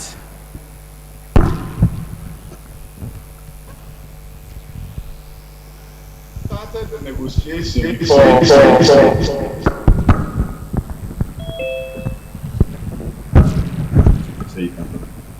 We started the negotiation. It became very clear from the outset that anything related to single spine will not be negotiated by one entity. Consequently, we all decided that why don't we focus on an area where the professor will benefit and is only exclusively to the professors and lecturers. So we began to take a look at the research allowance. We realized that 3 years back, the research allowance was 500 cedis, whilst the book allowance was fixed to the dollar at a rate of 1,500. So we began the discussions. We came back to the table after the strike, began discussion with $1,000 goalpost by 2024, and then once we agree on that, we work our way towards that to see how soon we get there. And then we also came back with another offer of 1,200 and a year, and then the team from your end also came with a counter offer, I think up to about 3,000 a year. And that is where we left off. We left off with the understanding that membership was going to be consulted and that they will get back to us on what they say in terms of the government's offer. And we all encourage each other that we should keep our doors open and see where we go from here. That's what we've been waiting on. And as I told you, the government is determined that we'll be able to do something, meet you halfway. We may not be able to meet everything, every request, given the situation that we find ourselves fiscally. But we're going to do our very best, and we assured each other that we're waiting for the response from your executives. Unfortunately, I think we are swearing a new executive, and as soon as that is done, I will continue from where we left off. So I just want you to know that moving from 1,500 cedis to $1,200, even though we may not have met your expectation, but it seems to be a great increase considering what was there before. So that is how I'll respond to this, because I think our doors are open and we need to do a good job for you to make sure I will meet your expectations. Thank you very much.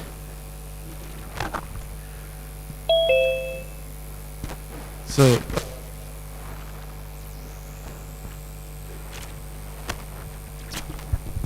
Okay, tech team. Are you there? Okay, thank you Tech for team. your questions. There were two issues. There were two issues, one on the digital issues and then one on science and vaccine development. The platforms that we use, the question was, did we challenge our community to develop systems for us to be able to use? I think we need to look at it from three levels. Well, we are looking at software. What you talked about was software. And then there are systems before we talk about the hardware that you require to get this thing done. I will say that at the time that we were hit by the crisis, our priority was not to develop software. Our priority was to ensure that we have adequate hardware and systems to get going.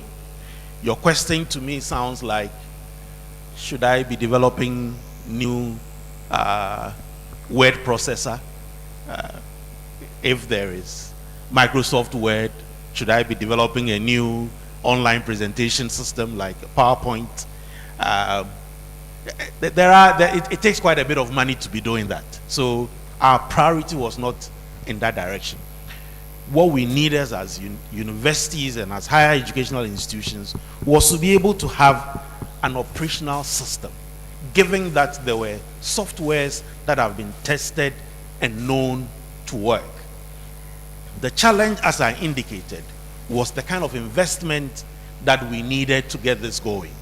We managed to survive by picking up some pieces, but many of the institutions are working on very thin ice. If you look at the systems that many are operating critically, when I was chair of VCG, I worked very closely with, to say the least, we are really working on thin ice. So if we have any resources, I would say that we should invest it more in the systems and the hardware to be able to operate. My priority will not be to develop another software. Talking about science and vaccine development and all that, again, there are different levels. To develop a vaccine, you must do some very basic science. From your genomic sequencing, you must be determining what portion of the virus it is that you want to attack in your vaccine development. And that is done from basic science. Our institutions that we have, the ones you know, KCCR, WACBIB, Noguchi, have that basic knowledge to be able to develop those kind of things. But moving it into a product and having a product developed that will be tested in the field to be able to develop a vaccine is another long chain which requires a lot of investment. Those people who are involved in drug development will tell you that if you have a pipeline for drug development, out of probably 500 molecules that you may develop along the line, maybe only one or two will see the light of day as a product. So you must be the GSK or the Pfizer's it's big money. We are talking of billions of dollars. That is why when this issue came up, the US government decided to invest heavy amount of money, gave it to pharma to develop this. But the other level is when you've gone through the process of developing these products or vaccines, then you need to do the clinical trials in the field. And again, we have the capacity to do the phase 1, phase 2, phase 3, and phase 4 trials in these countries. And we must get involved at that level. If we don't have the billions of dollars to do the basic drug development, we must get involved at that level of at least the phase 3 trials, so that when we find out that the output is excellent, we are not left behind. Because once you work within a community to conduct the phase 3 trials, and you prove beyond all reasonable doubt that this is a very good product, ethically, you are obliged to provide the product to those communities and those countries first. If we were to have participated in the drug development, at least in the clinical trials, we will not be in the situation in which we are today. So there is a lot of talk about government developing vaccines, and there has been a lot of consultation. Again, I've seen some of the proposals that have come from our colleagues in academia. The kind of monies that I've seen people asking for, I ask myself, are we really going to develop a vaccine if you are looking for 50 million cedis to develop a vaccine when they are talking about $100 billion in the case of the US? It's day and night. What I see many of our pharmaceutical industries doing is to try and retool their systems to be able to package and fill. So let's say Pfizer has produced their vaccine in whichever country. They will bring it in very big drums or whatever it is, and we do the packaging and filling here. That is what people are proposing to do in the interim, and it is good.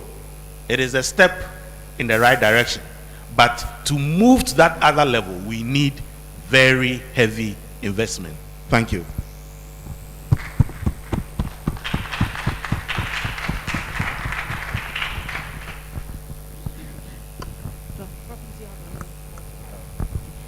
Thank you very much. Please, we'll take another round of questions, another set of questions. Whilst we wait for those online to also post their questions to the platform, and the media team as well. Yes, please go ahead. Thank you.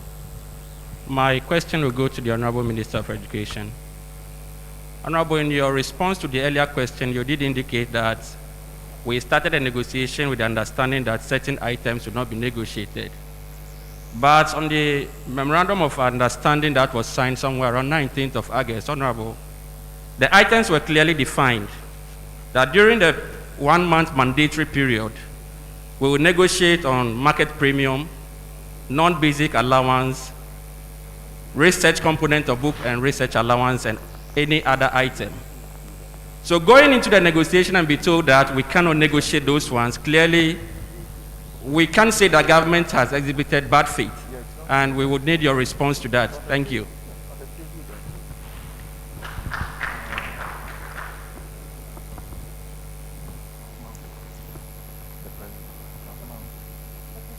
Hello? Hello? Okay, so I would want to find out, probably my question is more of a contribution than a question, but goes to both the minister and all of us. So I want to find out the level of autonomy that we are thinking regarding the relationship between the universities and government.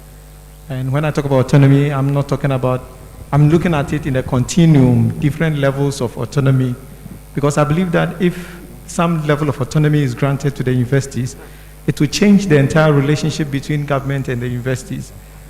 One of the challenges I foresee, or I've been thinking about regarding negotiating with government, is the fact that there are so many other people within the public sector, and so it's difficult for you to try and satisfy one and leave the other.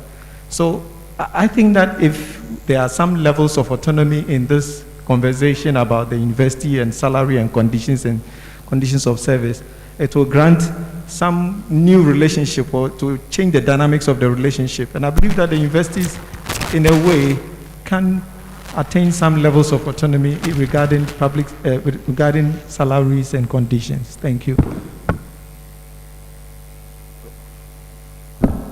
My name is Dr. Stanley Dari from SDD Yobesh. So this question or comment is to the Minister for Education. I remember prior to 2004 when we started the roadmap, the 2004 to 2008 roadmap, many people were not really interested in joining the academia. But I think when that roadmap was rolled, it actually attracted interest. And I know a number of people that came from the NGO world and even from the corporate world to join the universities to teach and to undertake research. I'm making this comment because if you look at the conditions of service for university lecturers now, I'm not a prophet of doom, but I'm foreseeing a situation where we will start losing key staff from the universities back to the NGOs and to the corporate world. But the returns to PhD now in Ghana is just nothing to write home about. People go to school for several years, researching, teaching, and at the end of the day, what they take home is nothing to write home about. So as a strategy, this should really feature or should be considered in coming up with a long-term strategy so that we'll be able to maintain key staff, intellectuals in the university system. Thank you. Thank you very much. Thank you. My name is Pascal Bodo from UEW. My question is to the Honorable Minister. The Minister talked on the current condition of service for university teachers, the role of government. I don't know if the Minister had the opportunity to listen to the earlier talk, most especially the talk given by Professor Simons. In that talk, it was clear that government had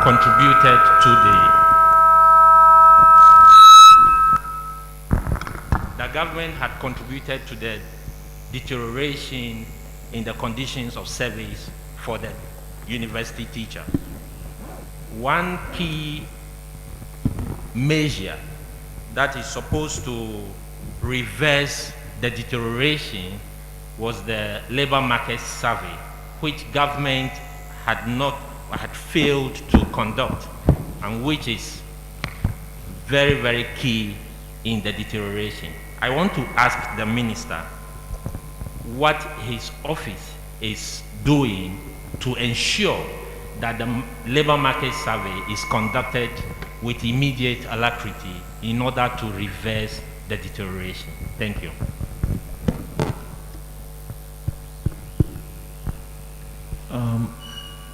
Hello. I just want to make an appeal that negotiations are done at a table, not at Congress. And so here, perhaps we may give our comment, but for these technical issues, we may have to maybe pass it on to our leaders so that as they meet the government side, then they can table our views. Because if we want answers from the minister for all the questions that we have, I don't think we'll leave here today. Thank you.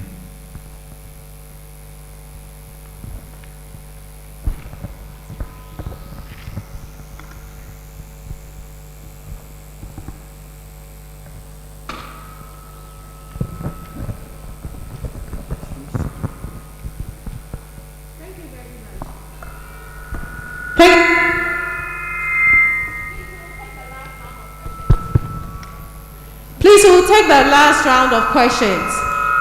Those online can log on to the Facebook and then our YouTube platform to put their questions there.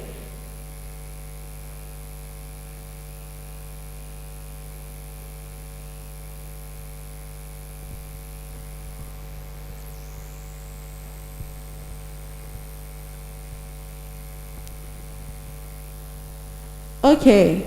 So it's obvious that we are all settled in here. We will move on to the next item on the... Yes, please. We would now allow our honorable, distinguished professors to take their seats. Thank you very much.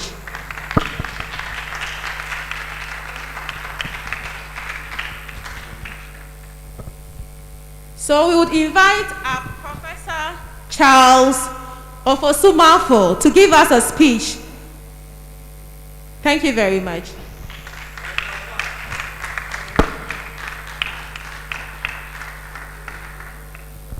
Thank you.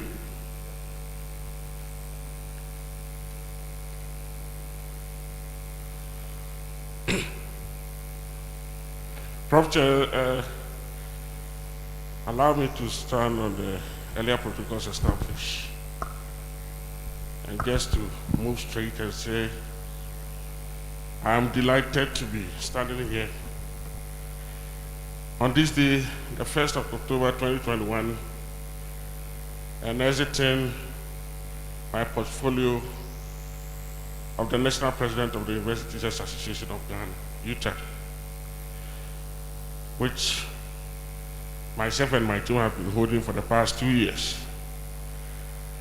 I would like to thank you very much for the privilege, members of UTAG, the privilege you gave me to serve as the president from 2019 to today. Indeed, I have enjoyed my tenure as the national president of UTAG. The level of exposure I've had wouldn't have been possible if I was not serving in this portfolio. Prof. Chair, allow me also to use this opportunity to congratulate Professor Solomon Nunu, who is succeeding me, and I wish him well in his new role as the national president of UTAG. I pledge my support and wish him well in all his future endeavors. I must confess that it is not easy to lead UTAG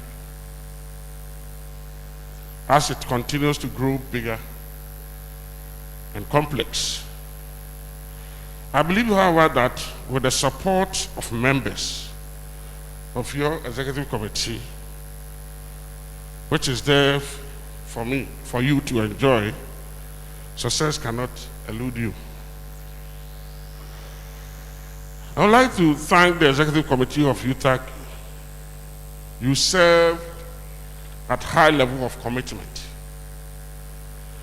as you are always ready to attend to UTAG business.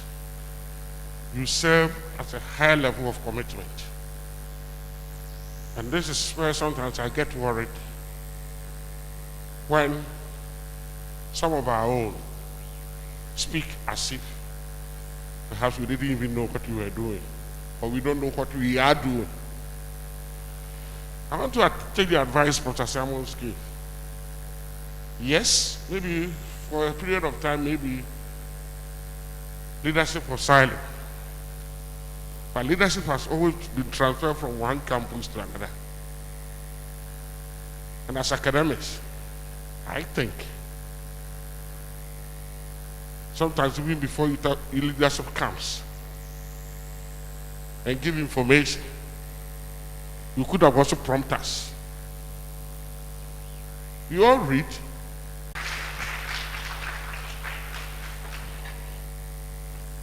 So at this level, I want to admonish that many of us shared your special skills in various ways to support the cause of UTAG. Together we are strong. And it is for this reason why National Office was kept going and was kept on its toes. The negotiations team of UTAG was also on hand to face a lot of challenges with National. I'd like to thank each and every one of you for the unwavering support you gave to National. I would like to urge those of us with other hidden skills to come out and serve UTAG. Please just come out to volunteer towards finding solutions. We should focus on finding solutions. Indeed, if we assist in this direction if we assist bringing solutions to issues we are confronted with, or we seriously dislike in the running of UTAG, we will be so much better. I believe you will agree with me that pointing fingers and casting insinuations, among others practices of mischief and ridicule, have never yielded any solutions.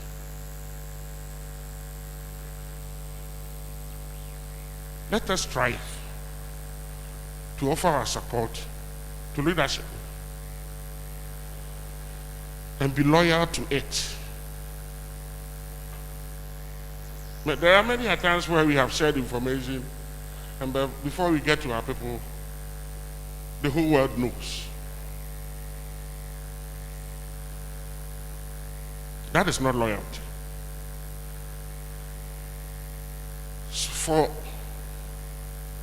So, Prof. Chair, I also like to take a little time to speak to my dear UTAG members.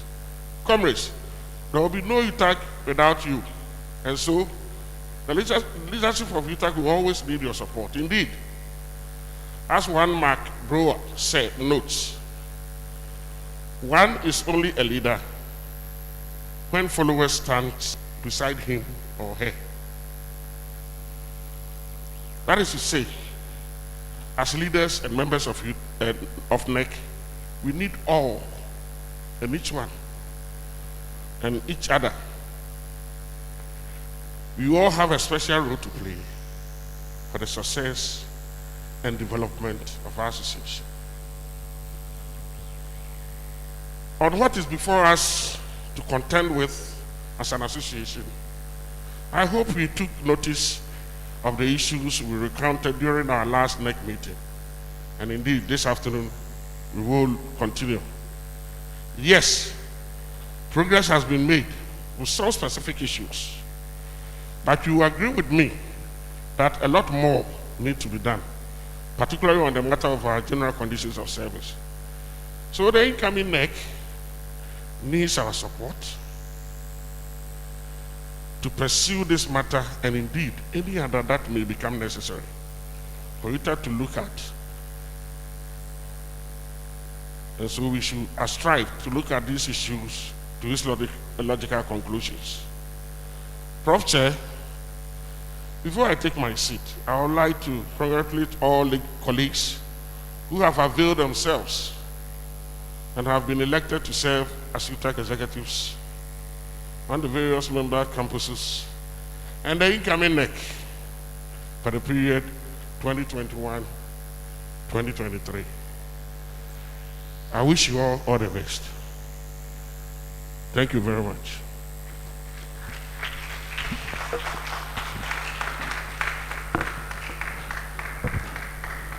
Thank you very much, Professor Mafo.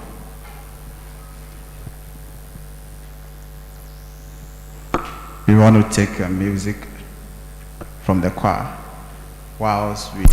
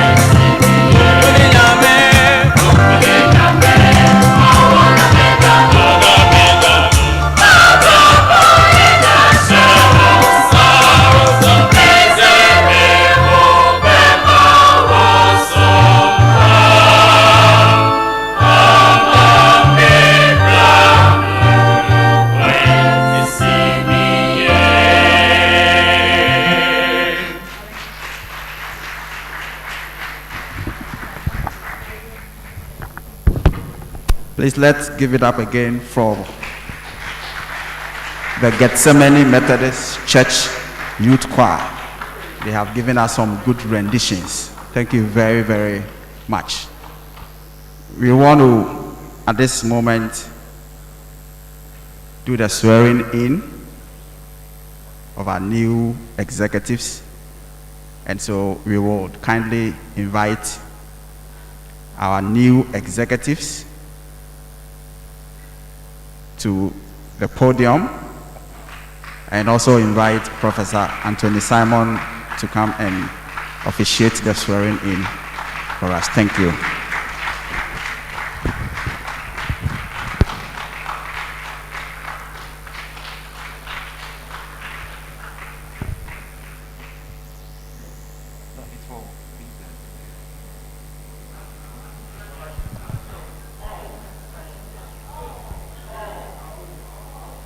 Please, the old executive should also come. All the various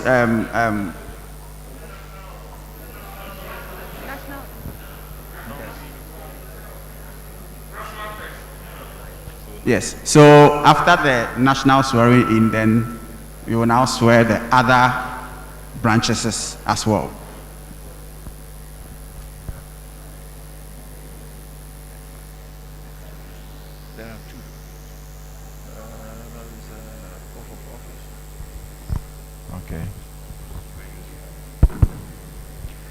Okay, please kindly say after me.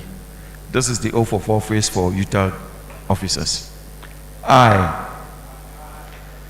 having been elected to the high office, so okay, let's do it this way. The office of national and then UTAG, okay, because the national is not stated here. Maybe I will say it for you. I, having been elected to the office of National Executive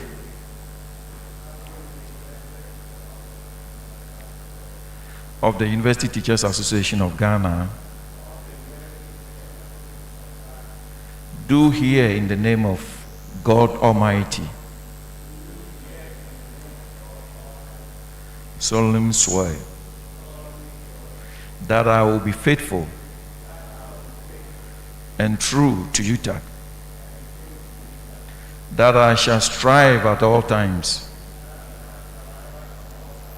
to preserve, protect, and defend the Constitution of UTAG. I hereby dedicate myself wholly, without fear or favor, to the service and welfare of UTAG members, to the service and welfare of UTAG members. I further solemnly swear that I will conform to the principles of accountability, honesty, and integrity, that should I at all times break this oath of office, I shall submit myself to the dictates of UTAG, Constitution, and suffer the penalty for it. So help me God.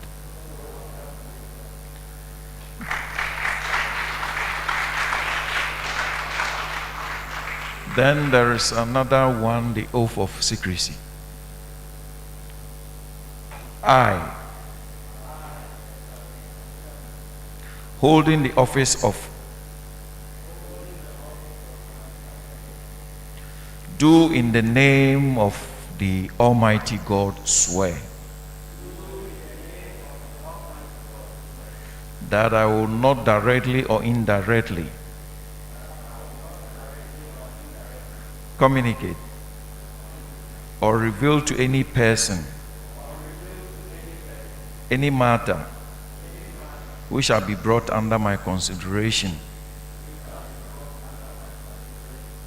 or shall come to my knowledge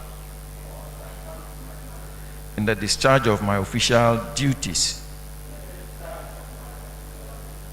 except as may be required for the discharge of my official duties, or as may be specially permitted by law. So help me God. Congratulations.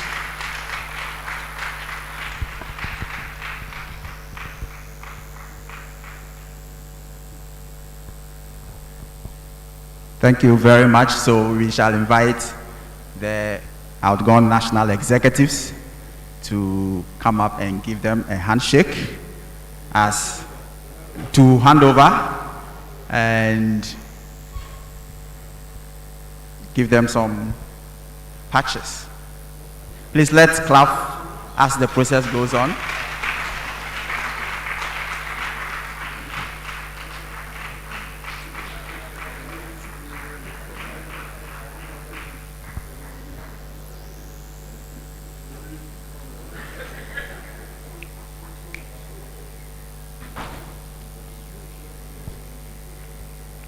So we shall also, thank you very much. Let's invite the NEC members for their swearing in as well. The newly constituted NEC, the new NEC members, kindly come and take the swearing in. Let's clap for them as they come.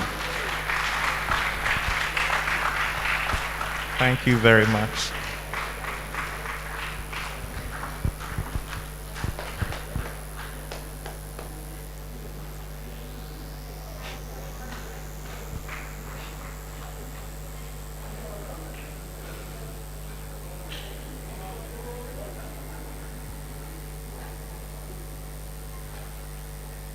All NEC members, including those joining us via Zoom,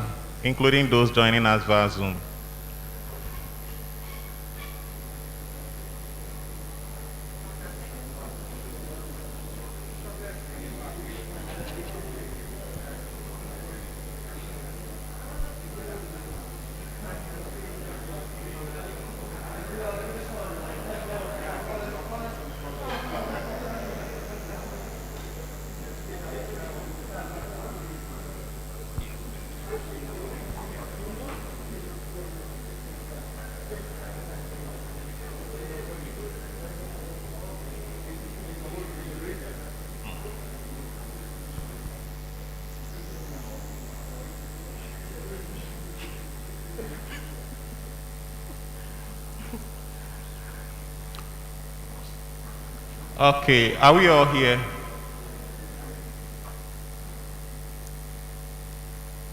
So kindly raise your right hand as we swear in. So this is the oath of office for UTAG officers. I start with I, then you mention your name. I, having been elected to the high office of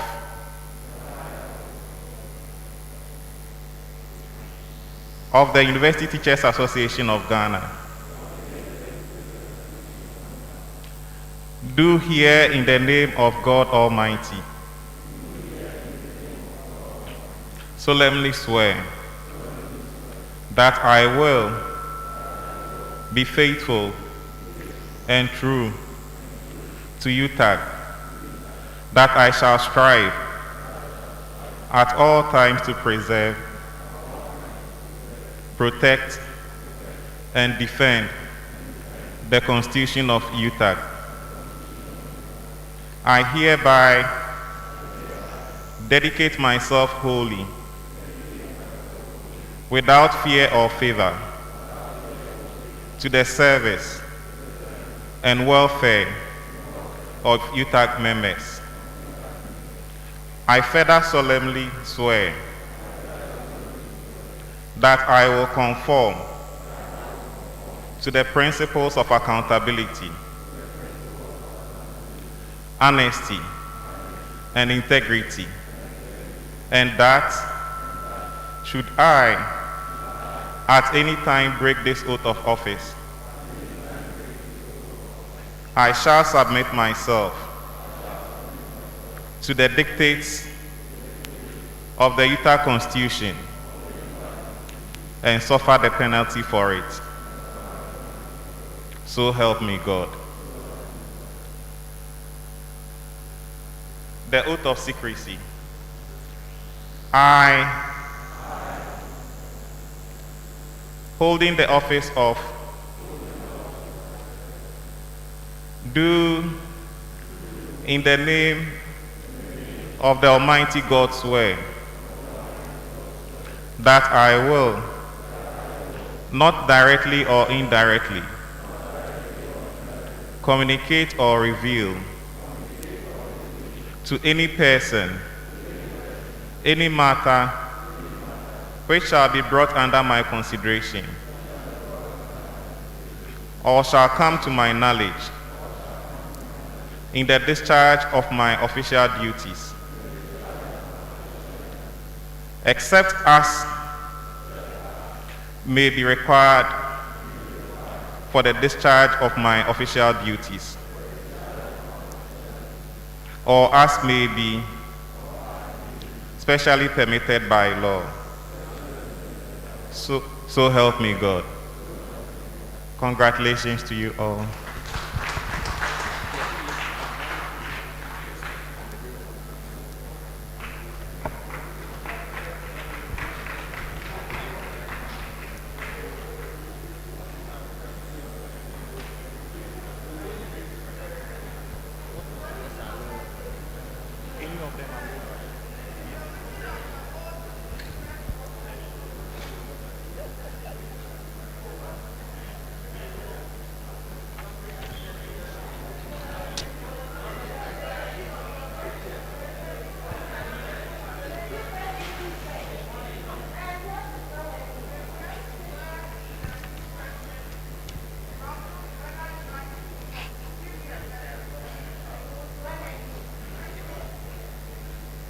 So the national officers for the next 2 years is myself, Solomon Nunu, and we have the vice to be Dr. Eric Enria. So Dr. Eric Enria is the national vice president.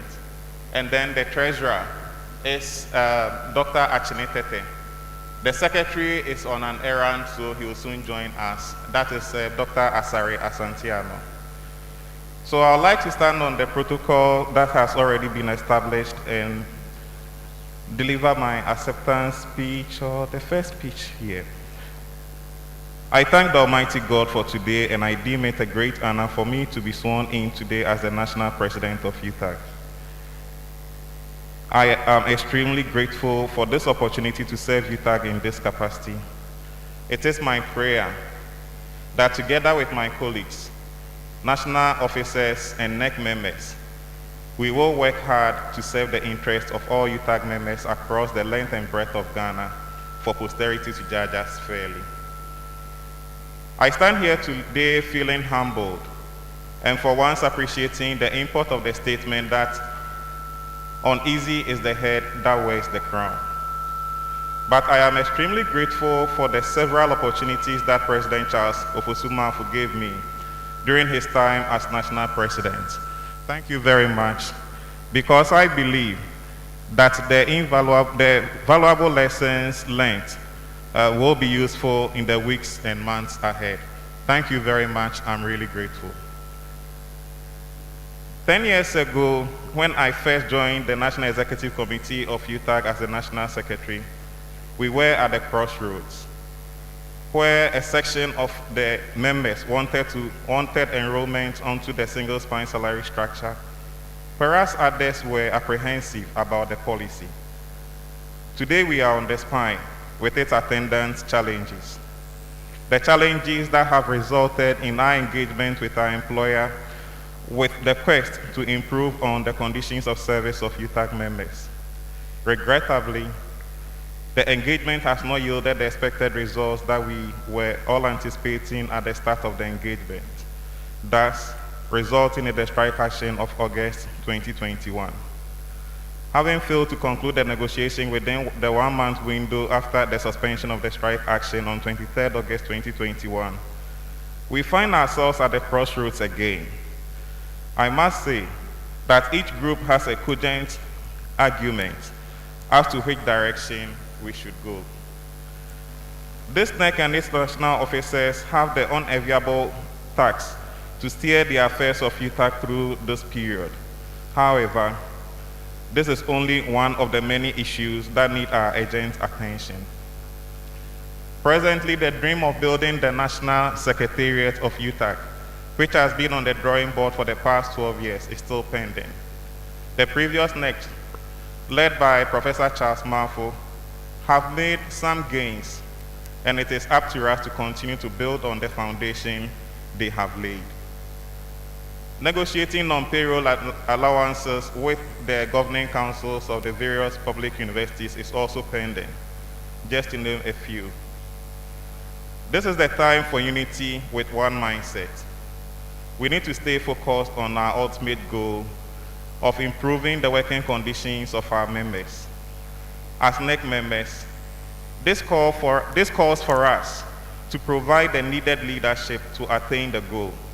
I call on all and sundry to join forces with us, that is the national officers, for the task ahead. I know it will not be easy, but with the common mindset, we shall succeed.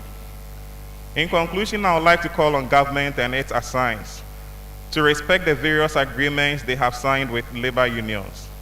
The present negotiations on the conditions of service must end at some point. The Makala tactic of negotiating with UTAG adopted by government is appalling. Today is 1st October 2021, and payment of the book and research allowances, BRA, is still pending. The question across the campuses is, where is the BRA? To maintain industrial harmony, government should urgently pay the BRA and quickly attend to all the pending issues for some peace to prevail. Thank you very much.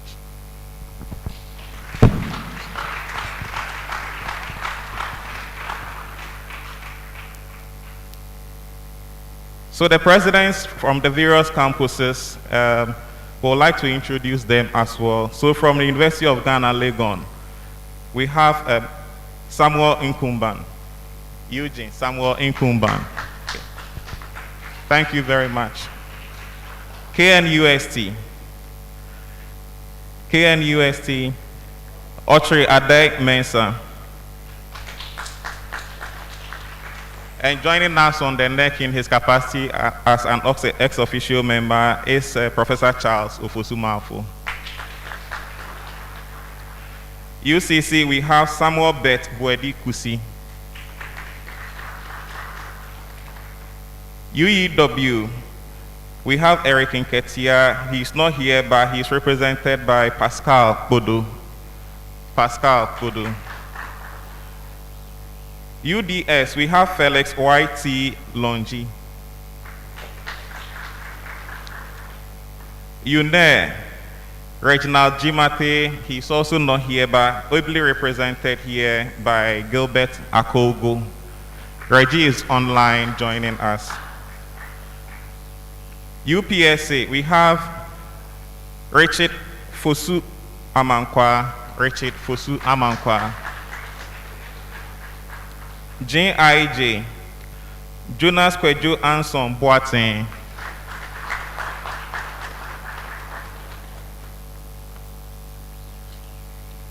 GCTU, Samuel Kingsley Segla. For the old NEC, he became the postmaster. He took the job from Sami.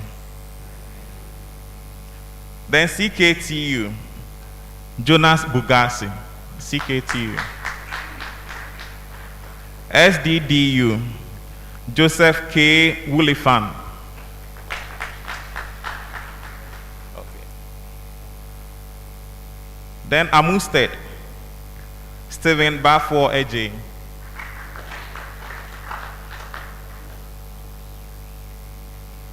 And lastly, UESD AC Labi. Thank you very much.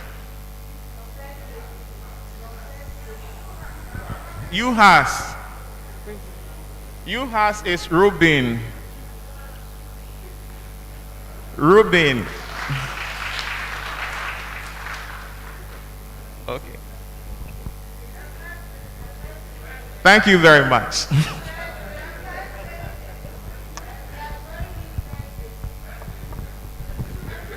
Hadia will do that in private. Thank you very much. Please, we'll be inviting messages from our sister campuses, associations, sorry. So we'll be taking from the representatives who are present here. We would invite Sandy Kumi Sinatra and Akoglo Hemas Abba. Sandy is a rep from the Senior Staff Association, Universities of Ghana, whilst Akoglo Hemas Abba and Edward Semekogle Foti are the representatives from TEU. Please, we would kindly invite you for your short messages.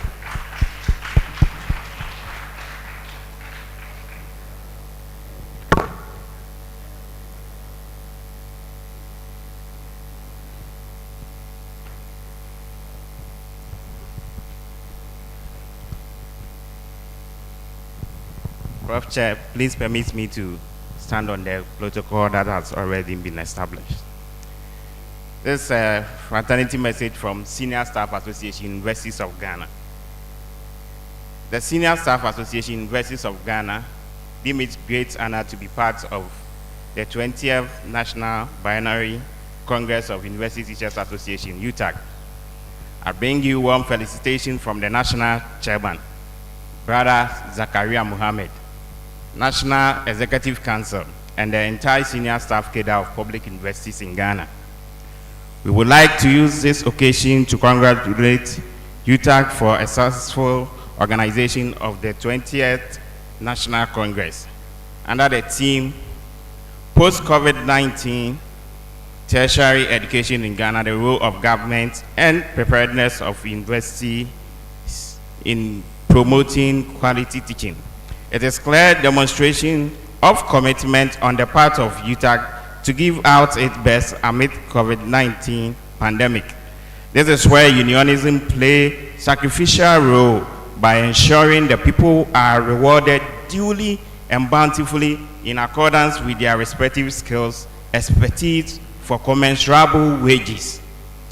It is well deserving to acknowledge the tremendous contribution of your leadership in advancing the cause of UTAG nationwide.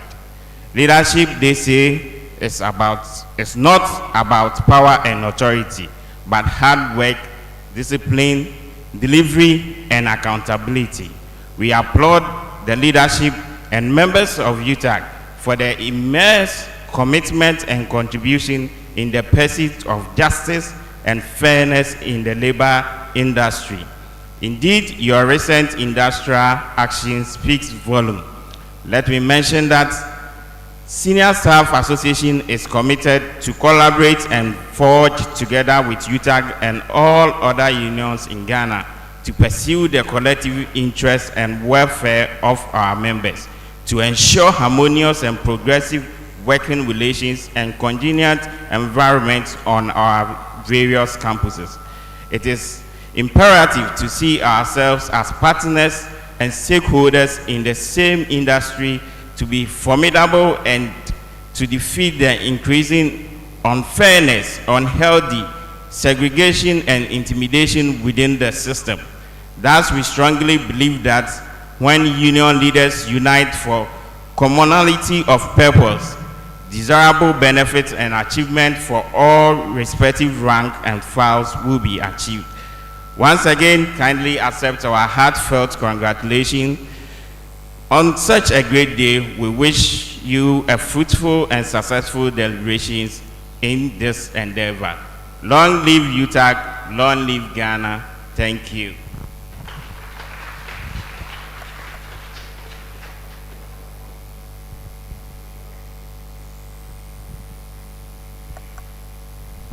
Thank you very much.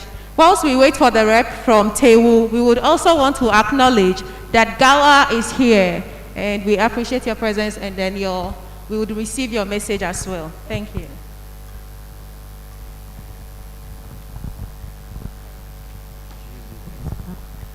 Thank you very much. My name is Paul Yeboah, the president of the Ghana Association of University Administrators, UMaT branch. I'm standing in for the national president of GAWA, Mr. Kwabena Antwi Konadu, to deliver this fraternal message to you. The Ghana Association of University Administrators is very grateful for your invitation to be part of your 20th National Congress being held at the University of Mines and Technology on the theme Post-COVID-19 Tertiary Education in Ghana, the role of government and preparedness of public university in promoting quality teaching. GAWA is equally grateful for this opportunity to give a fraternal message, especially so as colleagues, senior members, we can identify with you on the challenges of COVID-19 on tertiary educational delivery and outcomes. Failure by stakeholders to provide the needed support for effective research, teaching and learning will be doom for the nation. Your team, therefore, is very appropriate and timely for stakeholders, especially government, to critically reflect and resolve all the challenges of COVID-19 on education, especially on tertiary education delivery. Of critical mention are the inadequate ICT infrastructure, inadequate technological training, and lack of appropriate pedagogical training, especially for our faculty members who are engaged in the teaching. Ladies and gentlemen, it will be an understatement for GAWA to mention how COVID-19 has affected teaching and learning in our universities as a result of these challenges.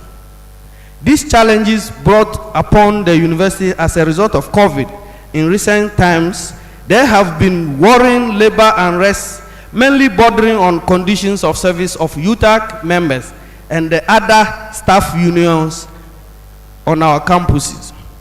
We believe strongly that these legitimate concerns of UTAG, like the other unions of our public universities, must be handled amicably without pushing these unions to resort to industrial actions and also to seek redress at the courts. As a critical cadre of administrative and professional senior members in the university administration, management, and governance, GAWA is appealing to government to promptly and practically deal with all outstanding issues of UTAG and the other unions for the needed conducive academic environment needed for effective teaching, learning, research, community service, and the business of universities to go on smoothly without further disturbances on the academic calendars. It will be too costly to allow these challenges if we do not act appropriately, especially at the time that the universities are already facing the negative impact of COVID-19. We plead with government to resolve all labor agitations in our universities as soon as possible. Colleagues, we wish you success in all your deliberations and endeavors, especially at this Congress. Accept our felicitation. Once again, thank you for the invitation. Thank you.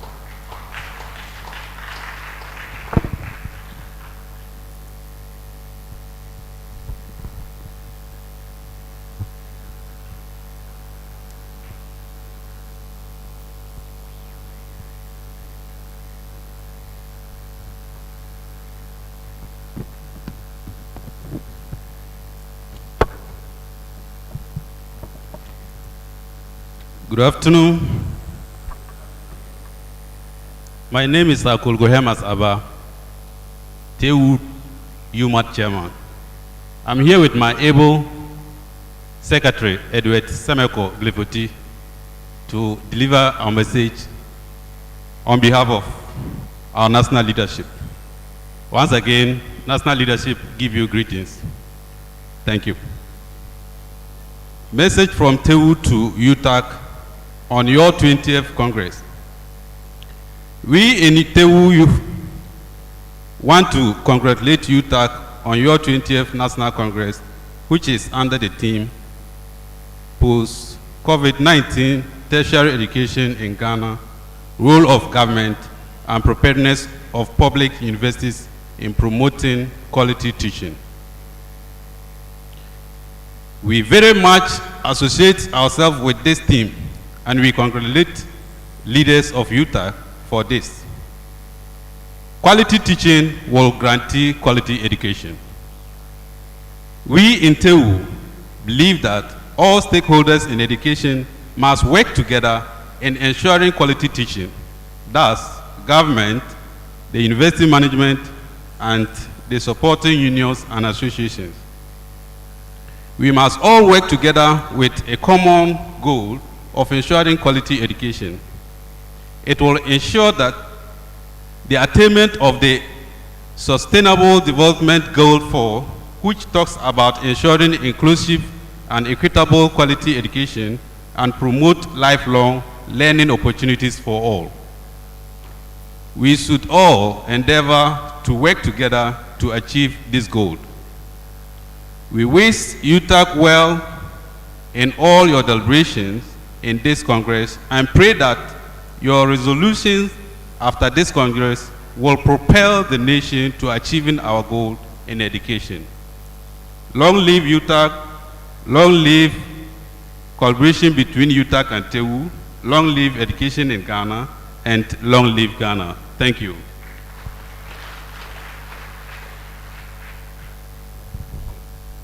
Thank you very much, our sister associations, for your fraternal messages. I think we've had a very quality Congress, and we've had a lot to take and a lot to digest, so that together UTAG will grow stronger and stronger. We want to thank all of you for your patience.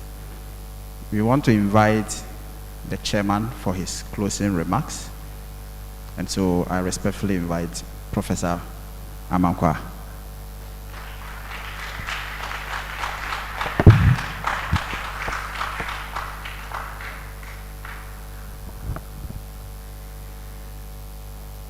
Good afternoon, everybody, and thank you very much for staying through the program.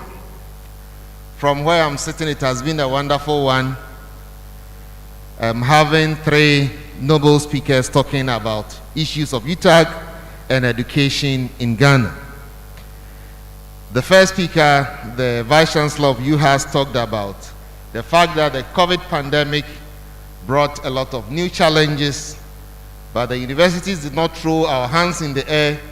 We were able to hold on firmly and to navigate the rough terrain to still move tertiary education forward. I remember he showed a paper with 200 authors. And the question I asked myself is, if this paper is presented for promotion in my university, will we give the people the marks they deserve, especially having in mind that the authors were arranged in alphabetical order? It is something for us to think about. The second speaker, Professor Simmons, gave a sequential discussion about the salary structure of the universities over the past many years. He did acknowledge the fact that at the time when UTAG was supposed to go back for negotiation, UTAG went to sleep, and therefore we missed out on a lot of things. I'm hoping that UTAG will not sleep again, but we will remain alive and active to engage government at the appropriate time. The Minister for Education also gave a nice speech. He said that he is with us. He indicated that he hopes that we will get to the end soon, and that we should give opportunity to the Ghanaian child, and we should be part of the transformation of Ghana. He ended by saying that he hopes that we will bring finality to the salary structure discussions very soon. So the UMaT executives, who are now also the national executives, I'm happy for you, and I trust that in your term, with the help of every member of UTAG, you will bring finality to this discussion. We also enjoyed some good music from the children's choir. We are very grateful. As we bring this program to a close, I want to say that UMaT is grateful for your presence here in Takwa, and we wish everybody a safe journey back home. Thank you very much.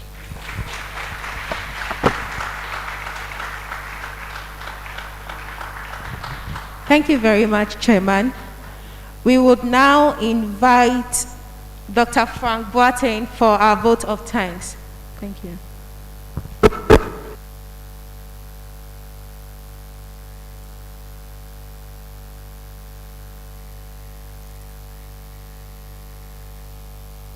Thank you, Esther. I think we have every cause to thank God for his mercies and seeing us through a successful Congress.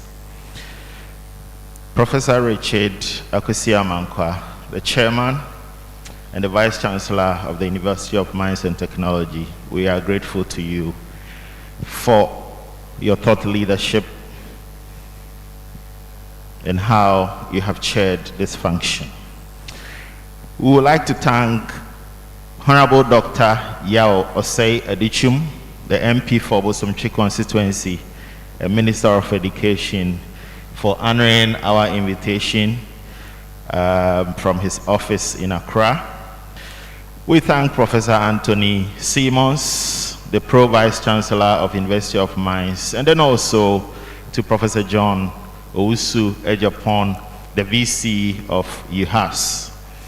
Now, I would like to thank former national executives. But before I do this, our registrar, Mr. Matthew Okra, is here. We'd like to thank you, registrar, for sitting through with us. The finance officer, Mr. Jonathan Sakwe, for honoring our invitation. Now, Professor Charles Ofusuma Afo, we thank you. Professor Dr. Ochre Adai Mensah, we are grateful to you for your service. Dr. Eric Kwabena Che Abavari, we thank you. We always see your beautiful signature on the national circulars. And then Mr. Isaac Kofi Apia. Now to the LOC members. We are grateful to the insightful leadership of Dr. Evans Kukroko, the former vice chair of UMaT UTAG, Professor Solomon Nunu, the current national chairman, Dr. Eric Nebu Wia, the current vice chairman, Dr. Asare Asantiano, the current secretary, and Dr. Achne Tete, the national treasurer. We are also grateful to Dr. Mrs. Millicent Akotam Aganjiba, Mr. Isaac Amprofi, and my good self for helping in organizing this. Finally, to you, you made this Congress a great one, and we are grateful that you have sat through the deliberations. God bless us all, and see you at next Congress. Thank you. Thank you very much.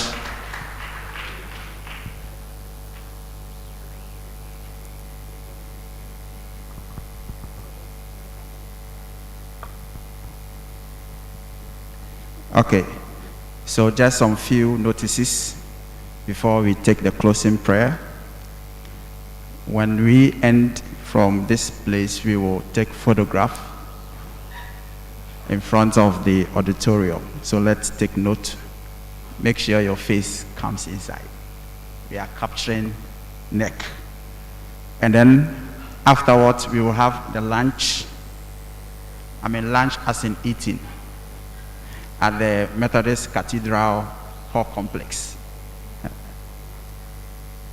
So that is the notices which we have to take note. Let's take our closing prayer from Reverend Johannes Emi, the chaplain for UMaT.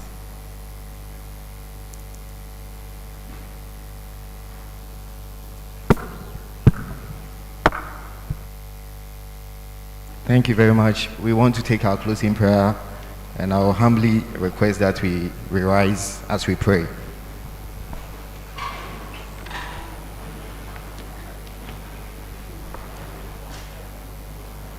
We are praying. All praise and thanks to you, gracious God, for guiding us through a successful National UTAG Congress. We ask that the issues raised and discussed in this Congress will be held in high esteem by both government and university teachers. Crown all efforts of stakeholders in tertiary education in Ghana with good success, that all spheres of tertiary education in Ghana will become a model for many to emulate. We pray for the new national leaders of UTAG, that your grace will abound upon them to lead UTAG with distinction. We also pray for all delegates, dignitaries, guest speakers, the press, and all who traveled to grace this Congress for safe journey back to their destinations. And now may the peace of God, which passes all understanding, keep your hearts and mind in the knowledge and love of him. And may he continue to bless us all as we leave this National UTAG Congress 2021 until we meet again. Amen.